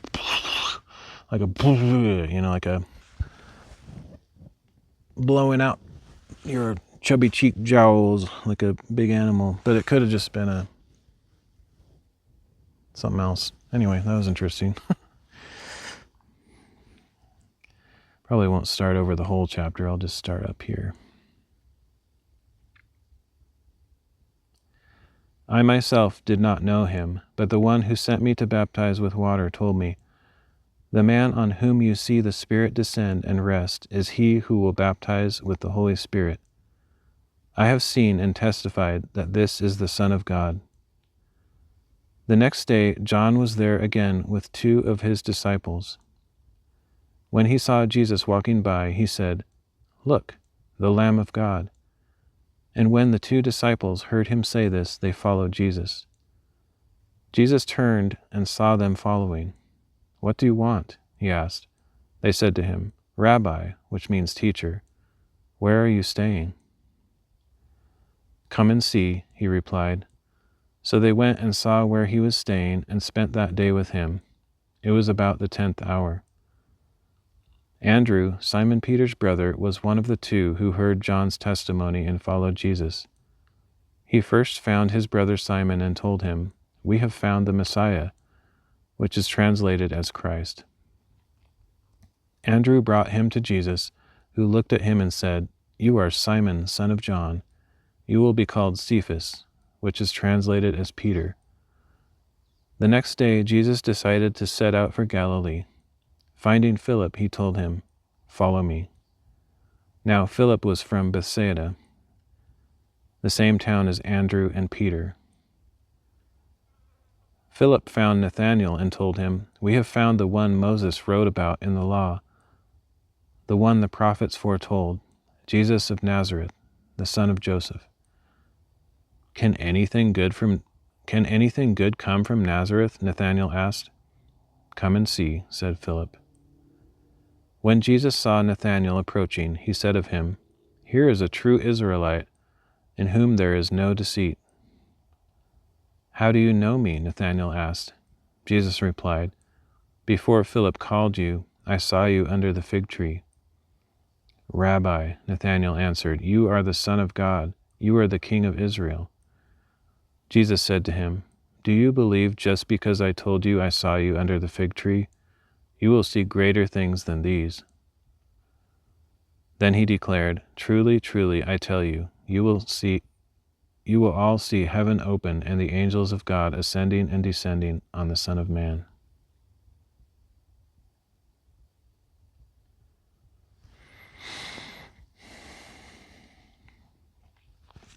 Alrighty. I think that's it for today. I think that's all the reading I'm going to do. I'm kind of leaning to my left because I'm worried that I can sort of feel this chair sinking in to break this log further apart. I always forget how rotten these logs can be. You just look at something this huge and you just think, oh yeah, that'll be as solid as a rock. But yeah, they've been sitting down on the forest for who knows how long, and ants, it's generally like carpenter ants around here. There's probably what do you call those things? I can't remember the name of the other thing that eats wood right now, but anyway, there's probably other insects that help rotting and stuff. But I think I dropped my GPS, so I need to grab that. Oh, which is going to be a pain.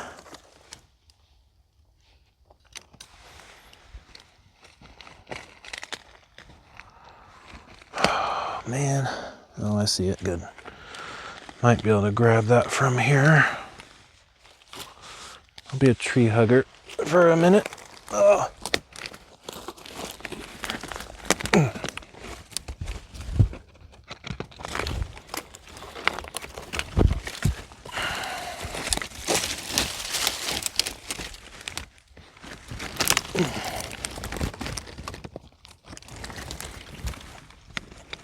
Yeah.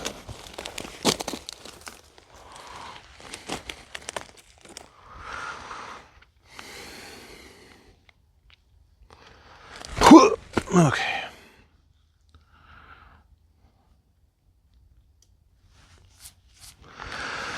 Alrighty, there we go. Yeah, I might keep the stream going now that I know it's maybe possible to walk through here without it dying due to lack of signal. I might at least walk back to where I started, just may as well. But it'll take me a minute to get all packed up, and I really don't want, I hope I don't knock the tripod over as I'm walking over here. It's really not strongly situated, so I'm gonna have to just jump out down here to avoid teetering that. Okay.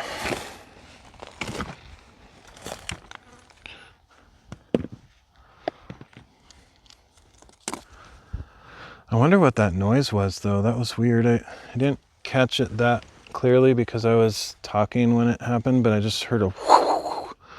I don't know, I can't even make the noise, but just that. I feel like it's a sound like a blowing out of the cheeks, or you know, I don't know if that's like it trying to make sure I noticed that it was there, or it could have. I mean, I know it wasn't my imagination, but it was. I don't know what I heard. That was interesting though. Okay. So let's get packed up here.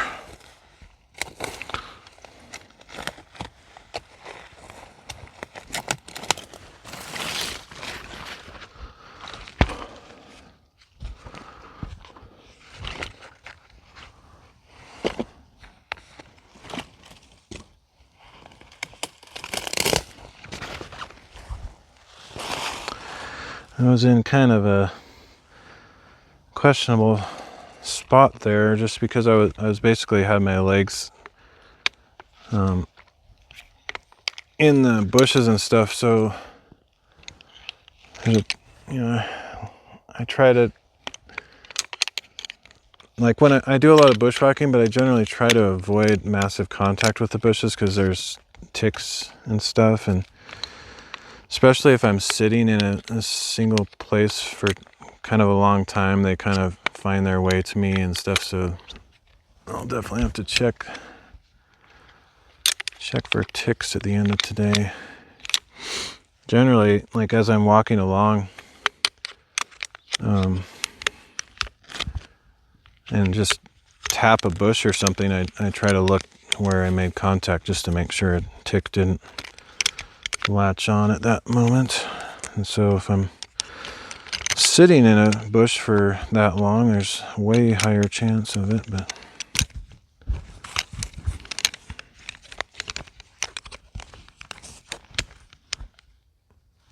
I actually had a tick on me from one of my somewhat recent live streams. I don't remember which one it was, but it was sitting somewhere for quite a while, long enough for one to crawl on me.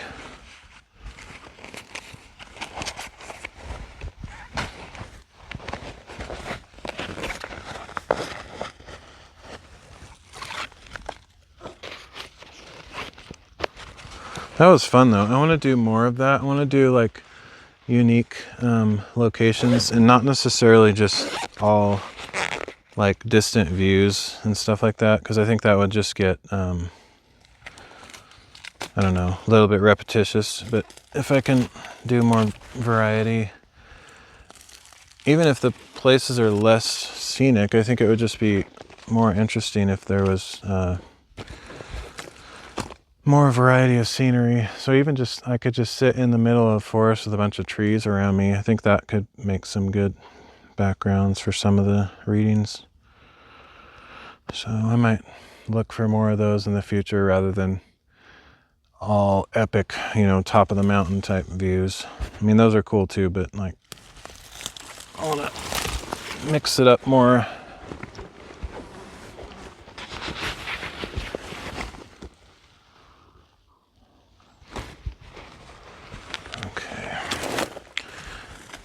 Transfer to gimbal mode here. I hope I had the right overlays on all that time. That would be really annoying if I found out I didn't. Looks like I did.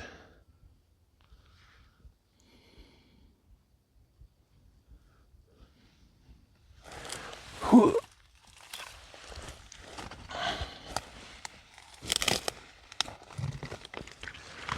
Kind of crazy how how few views I get on my stuff. Like, I mean, whoops, I accidentally just muted it. It's kind of surprising how few views I get on my stuff, because like pretty much nobody's doing this. Like bushwhacking to remote locations and stuff. But yeah, that just shows you how much harder I would have to work to become a successful streamer. Like, it would not be an easy path. I think it would be possible, to be honest. I think it's just kind of been proven that I'm not interesting to people, except for the very few friends